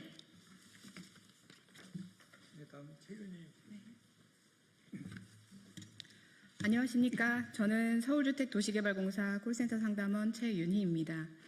저희 콜센터는 임대주택, 분양 등 서울시민의 주거와 직결된 상담을 담당하는 공공서비스의 첫 번째 창구입니다. 상시 지속적인 업무이기에 문재인 정부 시절 추진된 공공기관 비정규직 제로화 정책에 따라 정규직 전환 대상에 포함됐고 2020년 12월 서울시는 기관 직접 고용을 공식 결정했습니다. 그러나 2025년 오늘까지 우리는 여전히 2년마다 계약을 갱신해야 하는 민간위탁 노동자로 남아 있습니다. 지난 4년간 노사전 협의회에서 수차례 논의했지만 공사는 공정채용, 정원 증가 불가 등의 이유로 결정을 미루었고 작년 12월 24일 이후 협의는 완전히 멈췄습니다. 정부는 결정을 내리고도 끝까지 이행하지 않았고 갈등을 방치했습니다. 다른 공공기관 콜센터의 상황도 다르지 않습니다. 국세청과 한국장학재단은 밀실 행정으로 민간위탁 결정을 내려버렸습니다. 그 결과 국세청 콜센터에서는 위탁업체의 도급비 횡령과 퇴직금 부당지급 사건이 발생해 소송 중이며 한국장학재단은 노동자와 단 한 차례의 논의도 없이 콜센터 노동자 51명을 감축하고 사업장 대구 이전을 발표했습니다. 게다가 각각의 사업장의 임금 체계도 다 제각각입니다. 민간위탁 사업장은 각 기관의 원청의 업무보다는 콜센터의 인력 관리를 하고 그 인원에 따라 수익을 창출하는 중간 업체입니다. 노동조합이 없다면 노동자의 인권이나 권리를 찾기 힘든 곳이 바로 콜센터 사업장입니다. 이것이 바로 민간위탁 구조의 불안정성과 비인권성을 보여주는 현실입니다. 저희는 더 이상 1, 2년마다 바뀌는 업체와 교섭하고 싶지 않습니다. 원청이 비용을 늘리지 않으면 임금 인상조차 불가능한 구조, 이 악순환을 끝내야 합니다. 콜센터의 예산과 정원을 실제적으로 운영하는 원청과 교섭을 해야 합니다. 정부는 원청이 책임을 다하도록 그 구조를 만들어야 합니다. 비정규직을 양산하는 법은 만들어서 계속 확산시키면서 책임지지 않겠다는 것은 정부의 직무유기입니다. 이재명 정부에 강력히 요구합니다. 문재인 정부가 공공부문 상시지속 업무 비정규직을 정규직하겠다는 정책은 기관별로 책임을 떠넘기면서 결국 노노 갈등만 유발시키는 빛 좋은 개살구였습니다. 그렇게 돼서는 안 됩니다. 이재명 대통령이 경기도지사 시절 경기도 콜센터 노동자들을 직접 고용했던 장본인이지 않습니까? 정부가 책임지고 공공부문 비정규직의 정규직을 완수해야 합니다. 우리가 항상 목소리를 낼 때 누군가는 말을 합니다. 당신들은 AI로 대체될 것이다. 정부에게 묻습니다. AI로 대체될 수 있다는 이유로 수많은 노동자를 포기하시겠습니까? 특히 가장 가까운 곳에서 국민을 맞이하는 콜센터 노동자에게 또다시 차가운 철퇴를 내리칠 겁니까? 지난 정부의 행동처럼 갈등을 유발시키고 관망할 예정이십니까? 저희는 이번에는 약속을 지키는 정부를 원합니다. 온전한 노조법 2, 3조 개정으로 하청 노동자의 목소리가 원청에 직접 전달될 수 있기를 바랍니다. 감사합니다.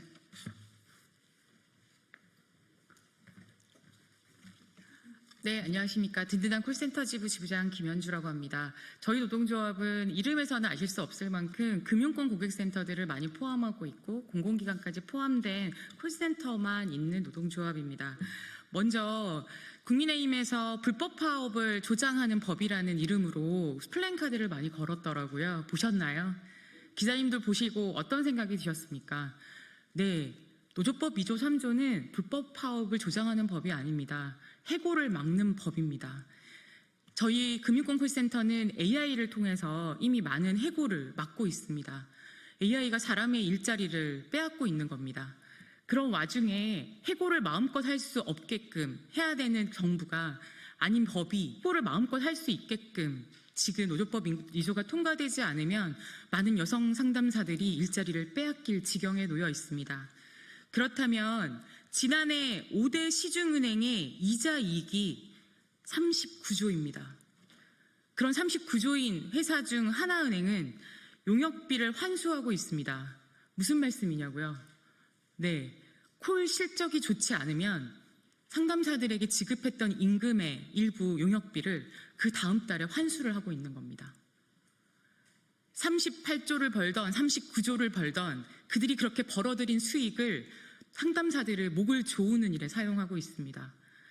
기억하시는 2017년도에 다음 소희가 세상을 떠났을 때 실적이 가장 큰 문제였습니다. 그런데 그건 하나은행만의 문제가 아닙니다. 현대해상이라는 누구나 알면 다 아는 그 그룹에서도 15분 단위로 실적을 쪼고 있습니다. 15분 동안 2분, 3분 화장실에 가면 안 되게끔 15분 단위의 이행률을 체크하고 있습니다. 이게 보험사 전체의 구조입니다. 뿐만 아니라 공정한 계약도 되지 않습니다. 언제든 얼마의 업무든 언제든 줄 수 있습니다. 이 불공정한 계약은 상담사들의 목을 조을 뿐만 아니라 업무를 수없이 확대하고 있습니다. KTCS 같은 회사는 전국에 100개가 넘는 용역을 하고 있습니다. 그러나 원청에 따라서 처우는 그 현장마다 다릅니다. 이게 정말 용역회사가 사용자인 게 맞습니까? 여러분들께 다시 한번 묻고 싶습니다. 현대해상은 20여 년 동안 콜센터 상담사라는 이유만으로 같은 자회사 내에서 한 번의 성과급도 받지 못했습니다. 그래서 정당한 파업을 했고 그 정당한 파업으로 저희는 제대로 된 삶을 살 수 있을 거라고 믿고 있었습니다. 하지만 노동조합이 쓸모가 없었습니다. 왠지 아십니까? 그 업무를 동일하게 용역을 주었습니다. 본질적 업무에 대해서 위탁이 불가능하다는 것에 대한 법을 위반하면서 그 회사는 동일한 업무를 용역회사에게 넘겼습니다. 지금의 노조법 2, 3조가 통과되지 않으면 이 모든 상황들이 바뀌지 않습니다. 노동조합이 없는 곳에서는 단 1분의 점심시간도 사용하지 못하는 상담사들이 아직 존재합니다. 여러분들께 꼭 말씀드리고 싶습니다. 노조법 2, 3조는 일부 노동자들을 위한 법인 것처럼 비아냥거릴 일이 아닙니다. 자살률이 가장 높은 나라, 여성 임금이 가장 낮은 나라, 남성과 여성의 차별이 끝도 없는 나라, 그 나라에서 제대로 된 법이 노조법 2조가 통과되어야지만 저희 나라가 바로 설 수 있고 아이를 낳을 수 있는 나라, 행복을 꿈꿀 수 있는 나라가 될 것이라고 믿습니다. 감사합니다.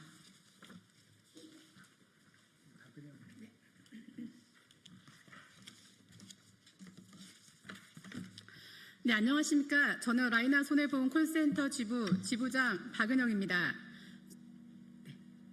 저는 원청의 업무를 15년째 하고 있는 콜센터 상담사입니다. 원청의 업무를 묵묵히 해왔지만 수시로 바뀌는 하청 구조 때문에 장기 근속을 인정받지도 못했고 인정하려고 하지도 않습니다. 원청은 3년 또는 5년마다 콜센터 상담사의 노동력을 2차 시장에 내놓습니다. 그 순간 우리의 경력, 실력, 노동의 가치는 헐값이 되고 저가로 낙찰된 하청이 결정되면 근무지부터 취업규칙 4번까지 모두 바뀝니다. 하지만 변하지 않는 단 한 가지, 우리는 여전히 원청의 일을 하고 있다는 사실입니다. 24년 1월 콜센터 입찰 소식을 들었습니다. 더 충격적인 건 3개 센터를 모두 쪼개서 분할 입찰을 한다는 것이었습니다. 저희는 노조는 분할 입찰을 받기 위해서 그리고 고용승계, 단협승계, 연차승계를 지키기 위해서 추운 겨울 눈보라를 맞으며 원청 앞에서 45일 동안 피켓 시위를 했습니다. 입장문도 이메일을 보냈습니다. 그러나 돌아온 답변이 이랬습니다. 우리는 항상 협상 과정에서 비조합에 전달하겠으나 근로조건 등 선정업체 경영권에 해당하는 부분으로 강제할 수 없다. 저는 그 순간 뼈저리게 느꼈습니다. 왜 비정규직이 정규직을 그토록 원하고 있는지, 왜 원청의 책임 강화를 외쳤는지 말입니다. 이 구조가 바뀌지 않는 한 우리 고용 불안은 평생 반복될 것입니다. 이번 계약은 3년입니다. 3년 뒤에도 우리는 또다시 원청 앞에서 고용 보장을 외쳐야 할 것입니다. 이미 많은 상담사들이 벌써부터 3년 뒤를 걱정하고 있습니다. 노조법 2, 3조 개정은 선택이 아닙니다. 이것은 우리의 생존을 위한 최소한의 장치입니다. 원청이 진짜 사용자로서 책임을 지도록 만드는 법, 이것만이 우리의 살 길입니다. 저는 약속드립니다. 두려워하지 맙시다. 고용 불안에 떨지 않고 오직 일에만 집중할 수 있는 날을 반드시 만들겠습니다. 하청, 그들만의 리그에서 우리 상담사의 노동이 헐값에 팔려나가는 현실을 끝장내려면 노조법 2, 3조는 반드시 통과시켜야만 합니다. 콜센터 하청 노동자는 동정의 대상이 아닙니다. 잘못된 구조를 바꾸는 변화의 주체입니다. 이것이 상식이고 이것이 정의입니다. 저는 끝까지 싸우겠습니다. 감사합니다. 네, 이것으로 민주노총 콜센터 노동자 노조법 개정 촉구 기자회견을 마치도록 하겠습니다. 고맙습니다.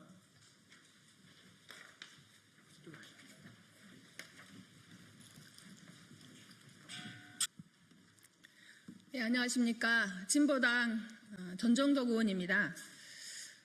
이재명 정부의 농정은 말잔치뿐입니까? 농민 기만한 정부 양곡 방출, 논콩 전략작물 재배 감축 중단하십시오. 정부가 농민들에게 또다시 배신을 안기고 있습니다.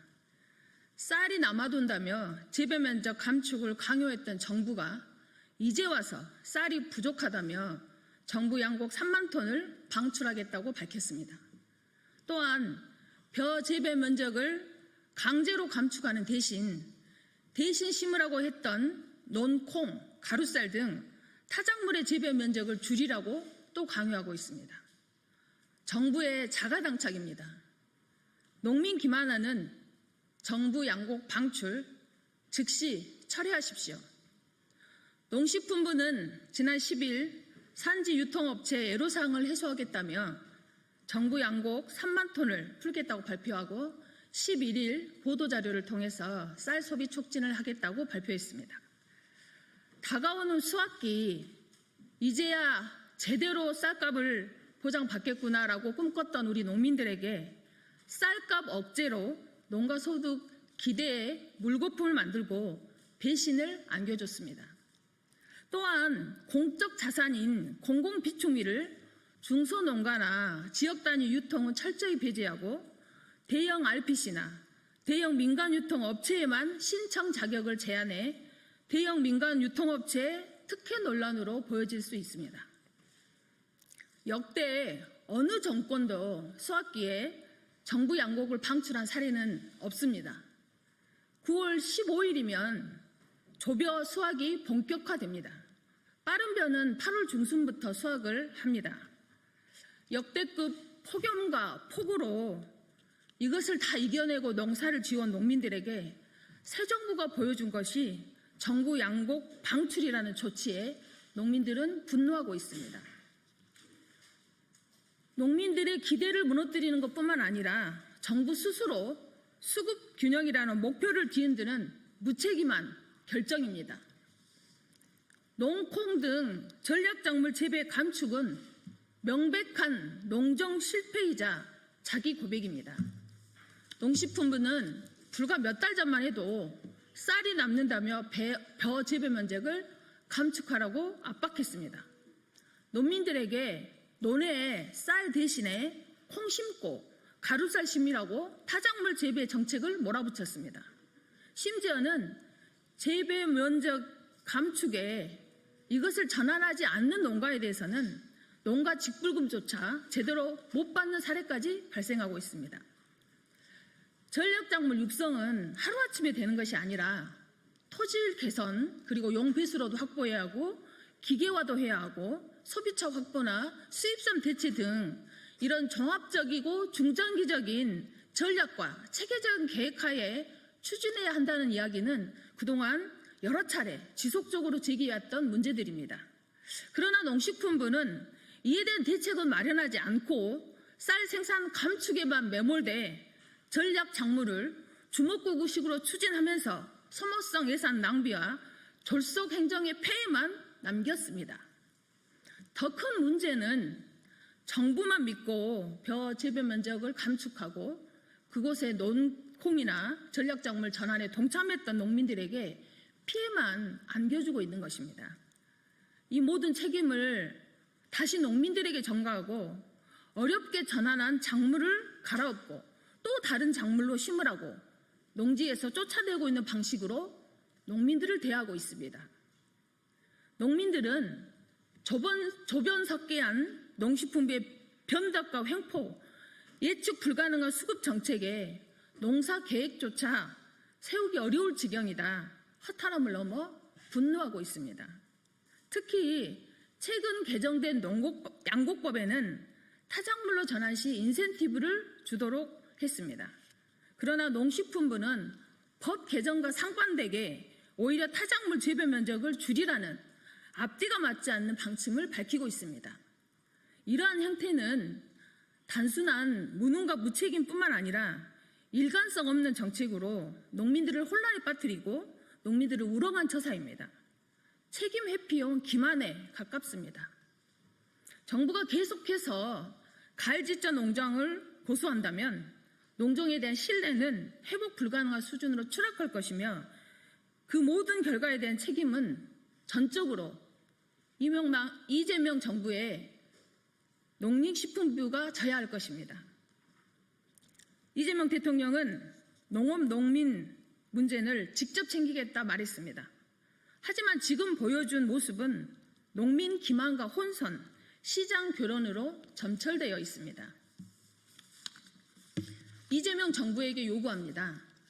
수확기압 정부 양곡 방출을 즉각 처리하십시오. 또한 농콩과 가루쌀 등 전략작물 재배 면적 감축 정책을 중단하십시오. 정부의 주먹구구 무책임 농정으로 농민들을 벼랑 끝으로 내몰지 마십시오. 국민의 먹거리, 식량 주권을 지켜온 것은 농민들의 손이었습니다. 일관성도 효율성도 없는 갈짓자, 땜질 농정을 폐기하고 현장의 의견을 반영한 예측 가능하고 지속 가능한 농업 정책을 수립하십시오. 정부 비축 양곡 방출과 농콩 재배 면적 감축 추진을 중단하고 쌀 목표 가격 지시를 포함한 농산물 수급 안정과 농가 소득 보장이 가능한 실질적인 가격 안정 대책을 내놓기를 촉구합니다. 농업이 식량 안보, 국가 안보를 책임지는 최전선이다. 이렇게 이재명 대통령이 말했습니다. 그 진정성은 말이 아닌 정책으로 표현되는 것일 것입니다. 네, 고맙습니다.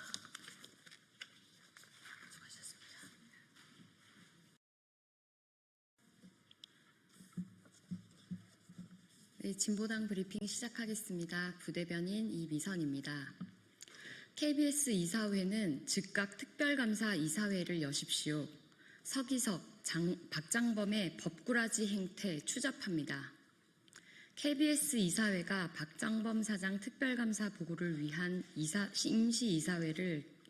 임시이사회 개최를 거듭 거부하고 있습니다. 박찬욱 감사가 이해충돌방지법 위반 및 감사 방해 등 중대한 사유로 특별감사를 진행 중임에도 서기석 이사장과 다수 이사는 법적 검토를 핑계로 책임을 회피하고 있습니다.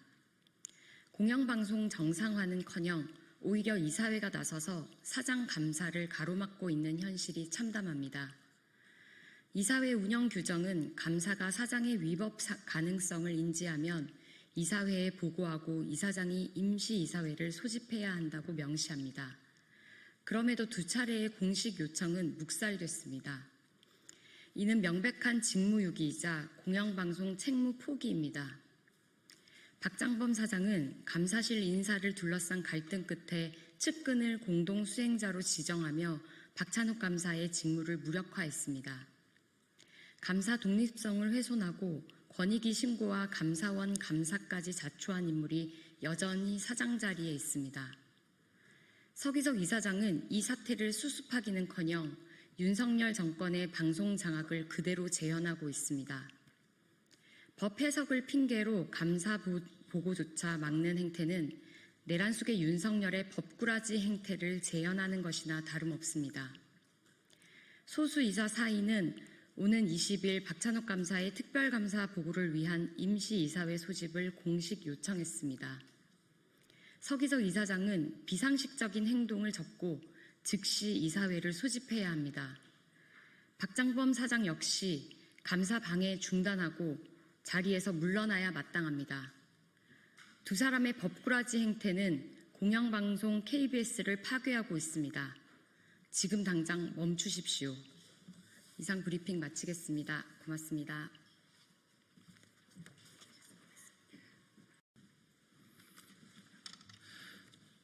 안녕하십니까. 저는 인천 중구 강화구 농진군 출신 배준영 의원입니다. 저는 오늘 이 자리에서 인천국제공항을 포함한 영종을 무료로 오갈 수 있는 도로 제3연육교의 무료화를 위한 헌법 소원을 청구하겠다는 입장을 밝히기 위해 이 자리에 섰습니다. 현재 인천국제공항을 포함한 영종을 오가는 도로는 유료도로, 즉 인천 공항고속도로 인천대교밖에 없습니다. 올해 말 완공 및 개통 예정인 제3연육교 역시 유료화될 전망입니다.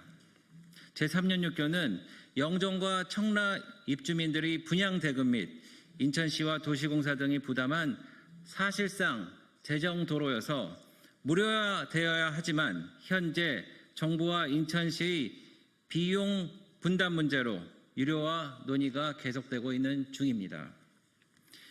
인천국제공항을 포함한 영종으로 통하는 현재 모든 다리가 유료인 것도 문제이지만 제3연육교는 재정도로의 성격이 강하기 때문에 민자도로와 달리 취급되어야 합니다.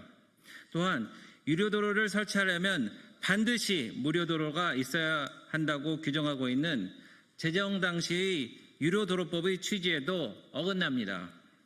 현재 개정된 법과 현실은 도서민들의 행복 추구권과 거주 이전의 자유도 심대하게 침해하고 있는 상황입니다. 이에 저는 영종에 거주하는 10명의 주민 및 단체 등과 함께 다음 주 중 서류가 완성되는 대로 헌법재판소에 영종 제3연육교 통행료 무료라는 취지의 헌법소원을 제기할 예정입니다. 이를 통해 잘못된 현실을 바로잡겠습니다. 이미 2004년도에 인천국제공항 고속도로를 대상으로 유사한 헌법소원이 주민들에 의해 제기되었습니다.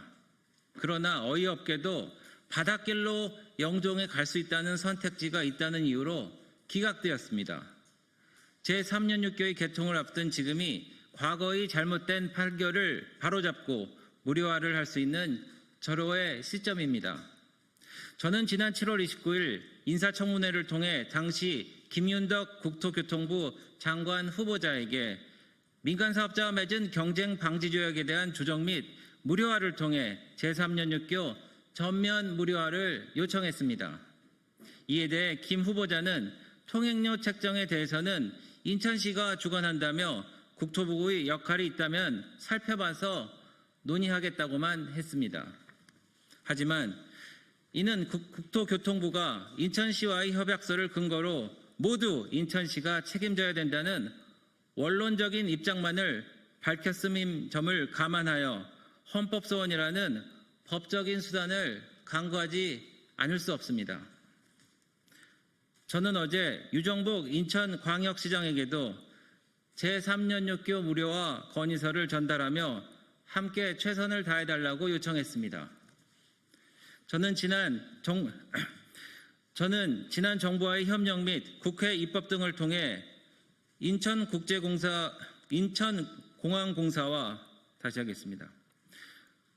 저는 지난 정부와의 협력 및 국회 입법 등을 통해 인천국제공항공사와 한국도로공사가 투자하는 방식으로 통행료를 대폭 낮춘 바 있습니다. 2003년 10월 인천공항 고속도로 통행료를 6,600원에서 3,200원으로 낮추었고 2025년 말에는 인천대교 통행료가 5,500원에서 2,000원으로 인하됩니다. 현재 영종 주민들과 옹진군 북도면 주민들은 인천공항 고속도로와 인천대교를 1회 왕복에 한해 무료로 이용하고 있는 실정입니다.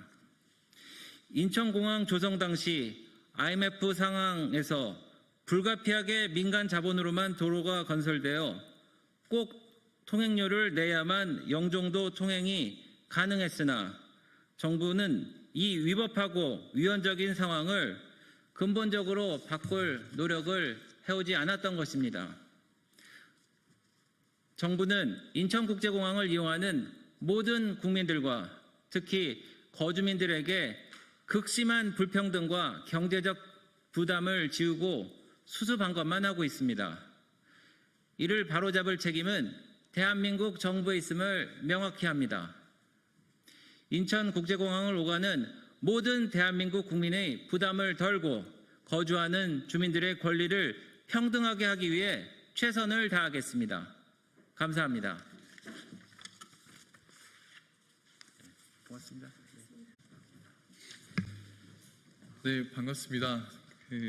부산 해양수도 지원 특별법 발의 기자회견을 시작하도록 하겠습니다. 먼저 이 자리에 계신 그분들 먼저 소개 먼저 드리고, 우선은 허성무 경남 창원 성산구 산자위원 허성무 의원님 오셨습니다. 그리고 농해수위 제주시가 문대림 의원님 오셨습니다. 네, 저는 환노위 울산 동구 김태선입니다. 순서 간략하게 설명드리면 우선은 허성무 의원님께서 이 전반적으로 이 법안 관련해서 말씀을 좀 해주실 거고요. 그리고 기자회견문을 저와 문대림 의원님께서 나눠서 읽는 걸로 진행하도록 하겠습니다. 먼저 허성무 의원님께서 모두 발언 있으시겠습니다. 예, 경남 창원 성산구 허성무 의원입니다. 북극 항로의 시대가 열리고 있습니다. 이 시대를 미리 준비하고 대한민국을 균형 발전시키고 또 수도권 외에 부울경을 중심으로 해서 새로운 발전의 극을 하나 만드는 그런 큰 역사적 사명이 저희들에게 있습니다. 그래서 해수부를 부산으로 옮기게 되는데요. 해수부만 옮겨가는 것이 아니라 해수부와 함께 유관기관, 해운회사 등도 함께 옮겨지게 되어서 철저한 이전에 대한 준비들이 필요하고, 설사 법이 없다 하더라도 자치단체와 정부가 원활한 이전을 위해서 많은 지원과 준비를 해야 되지만, 또 공무원들은 반드시 법이 있어야만 그 법에 따라서 신속하게 그리고 아주 정확하게 할 수 있기 때문에 이런 지원에 관한 특별법이 반드시 필요하다 해서 저희들이 발의를 하게 되었습니다. 특별히 지방자치단체의 역할이 굉장히 중요하고요. 또 중앙정부의 지원도 매우 중요합니다. 그래서 옮겨가게 되는 해수부와 여러 유관기관들이 옮겨가는 것이 행복해질 수 있도록 저희들이 법을 이렇게 특별법을 준비했다는 말씀을 드리고요. 이걸 통해서 신속하게 부산을 중심으로 하는 부울경이 해양 수도로서 자리 잡을 수 있고 전 세계 해양 경쟁에 있어서 먼저 우위를 점할 수 있도록 저희들이 철저하게 지원하겠다는 약속의 말씀을 드립니다. 특별히 이제 이전을 하게 되면은 이전하는 기간을 정해야 되고 또 그 기간이 어떤 계획으로 이전할 건지 계획을 세워야 되고 거기에 따른 비용이 또 나오게 됩니다. 그런 과정에서 또 국공유재산 같은 경우에는 어떻게 임대료를 깎아주고 또 제공할 수 있는지 이런 등등의 것을 철저하게 미리 준비해서 차질 없이 신속하고 정확하게 이전될 수 있도록 저희들이 준비했다는 말씀을 드리고요. 그렇게 해양수산부와 유관기관들이 신속하고 정확하게 이전됨으로써 대한민국의 성장 동력의 새로운 축을 만들어내도록 저희들이 최선을 다하겠다는 약속의 말씀도 드립니다. 감사합니다. 네, 허성무 의원께서 잘 말씀해 주셨는데 이 법안은 이전 기관과 이전 기업의 범위, 정주 환경 개선에 집중을 해놨고요. 해양수도 이전의 조기 실행을 위한 핵심만 좀 담아가지고 올해 안에 해양수도로서의 전모를 좀 거듭날 수 있게끔 실질적인 이전 지원안이라고 생각하시면 될 것 같습니다. 그러면 기자회견문 낭독하도록 하겠습니다. 부산 해양수도 이전 기간 지원에 관한 특별법 대표 발의 기자회견문. 존경하는 국민 여러분, 그리고 부산, 울산 시민 여러분, 부산, 울산, 경남 시민 여러분, 오늘 저는 부산 해양수도 이전 기간 지원에 관한 특별법을 대표 발의했습니다. 이번 법안은 부울경 민주당 의원들과 국회 농림축산식품해양수산위원회 소속 민주당 의원들이 뜻을 모아 함께 발의했습니다. 부산은 북극 항로의 관문이자 유라시아 대륙과 해양을 연결하는 복합 물류 허브로서 국가 성장의 핵심 동력이 될 수 있는 탁월한 입지와 산업 역량을 갖추고 있습니다. 이러한 잠재력을 실현하기 위해서는 해양수산부를 비롯한 해양 관련 중앙행정기관, 공공기관, 기업의 이전이 신속하고 체계적으로 추진되어야 합니다. 부산에 해양 관련 기관과 기업이 모이게 되면 산업 간 연계와 협력이 강화되어 부울경 전역이 글로벌 해양 수도로 성장할 수 있을 것입니다. 이와 함께 해운, 항만, 자동차, 조선, 석유화학 등의 다양한 산업도 상호 연계 속에서 한층 더 발전하게 될 것입니다. 따라서 이번 특별법은 단순한 기관 이전 지원을 넘어 해양수산 물류 관련 기관 간 시너지를 높이고 부울경의 산업 경쟁력을 한층 강화하며 국가 균형 발전의 속도를 높이는 제도적 기반이 될 것입니다.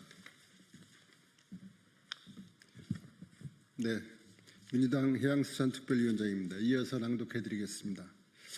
이번 특별법은 이러한 목표를 뒷받침하기 위해 이전 기관 지원 근거를 폭넓게 규정했습니다. 첫째, 중앙행정기관과 공공기관, 기업의 이전에 따른 지원 사항을 명확히 하고 국가와 지방자치단체의 책무를 규정했습니다. 둘째, 이전하는 기관과 기업은 규모, 범위, 비용 조달 방안을 포함한 이전 계획을 수립하고 지자체장은 이에 맞춘 이전 지원 계획을 마련하도록 했습니다. 셋째, 이전 비용 지원, 국공유재산 임대료 감면, 이사비, 이주 지원비, 전세자금 융자, 자녀의 전 입학 편의 제공, 세제 감면 등 실질적 지원 방안을 담았습니다. 이러한 지원 체계는 이전 기관이 신속한 이전과 조기 정착을 돕고 이전 효과가 지역 경제 활성화로 빠르게 이어지도록 설계되었습니다. 법이 있어야 속도가 나오고 속도가 곧 경쟁력입니다. 앞으로 국회, 정부, 지자체가 긴밀하게 협력하여 이전 준비 단계부터 법 시행 이후까지 차질 없이 추진하도록 하겠습니다. 또한 현장의 목소리를 면밀히 반영해 제도를 지속적으로 보완하고 이전 기관이 안정적 정착과 지역경제 활성화를 위해 예산, 인프라, 인력 지원을 꾸준히 이어가겠습니다. 부울경의 도약은 곧 대한민국의 미래를 여는 힘입니다. 부산이 세계로 뻗어나가는 전진기지가 되고 부울경이 글로벌 해양 수도로 성장할 수 있도록 국민 여러분의 뜨거운 관심과 지지를 부탁드립니다. 감사합니다. 예, 허승무 의원입니다. 마지막으로 한 말씀만 더 드리겠습니다. 부산에 가면요, 부산 진구에서 자천동으로 넘어가는 동구 쪽으로 넘어가는 곳에 교통부라는 지명이 있습니다. 그것은 6.25 때 임시 수도가 되었고 교통부라는 지금의 국토교통부죠. 한 부서가 있었던 곳입니다. 그래서 그것이 지금도 교통부라는 지명으로 불리우고 있습니다. 이번에 해수부가 부산으로 이전된다면 아마 동구 쪽에 해수부라는 지명이 또 생길 것으로 저희들은 기대하고 있습니다.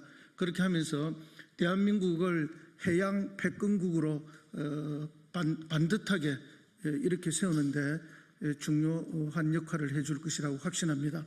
이 지원법을 통해서 이전해가는 기간의 모든 분들이 불안이나 걱정이 아니라 희망과 기대와 기쁨으로 이전될 수 있도록 저희들이 최선을 다하겠다는 말씀을 드립니다. 이상입니다.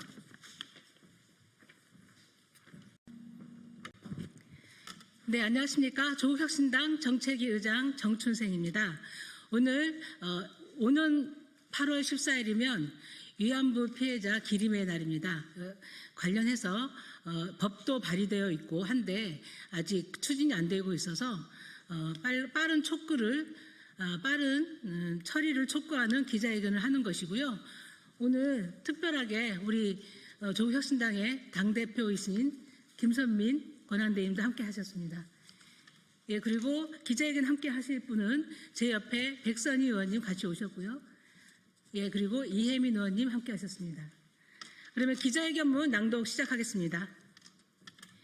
일본군 위안부 피해자 지원법 신속 처리 및 국회 평화의 소녀상 건립 촉구를 위한 기자회견. 광복 80주년입니다. 그러나 일본군 위안부 피해자들에게 광복은 여전히 찾아오지 않았습니다. 광복절 하루 전인 8월 14일은 일본군 위안부 피해자 기림의 날입니다.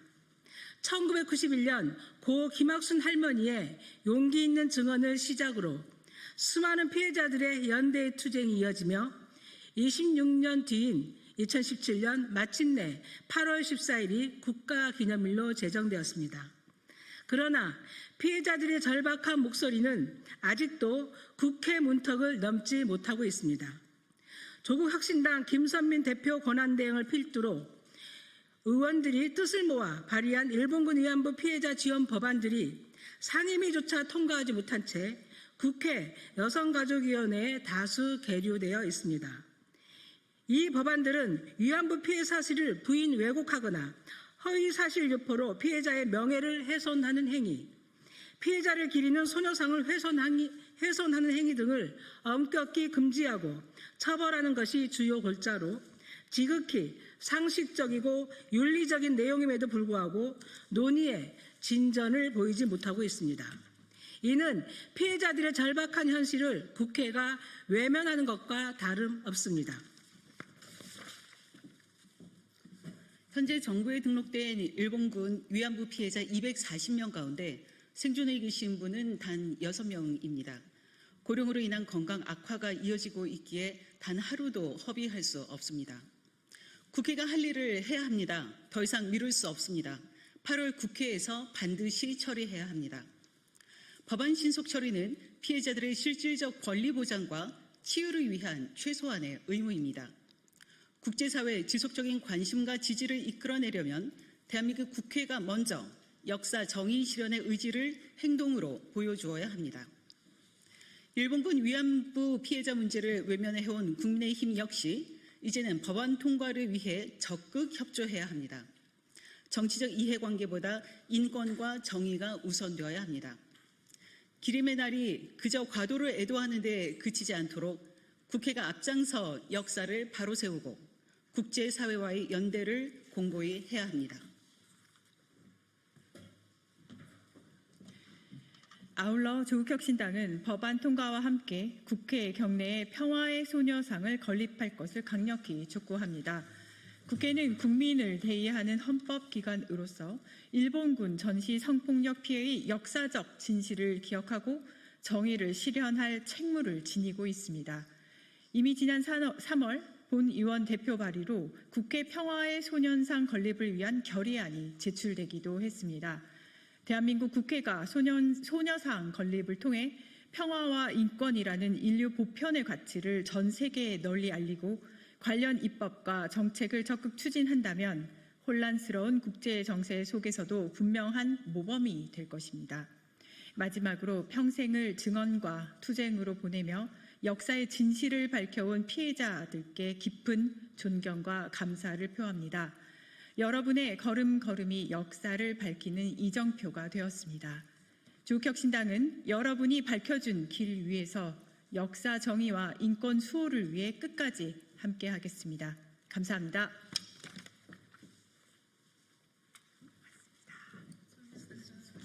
고생하셨습니다.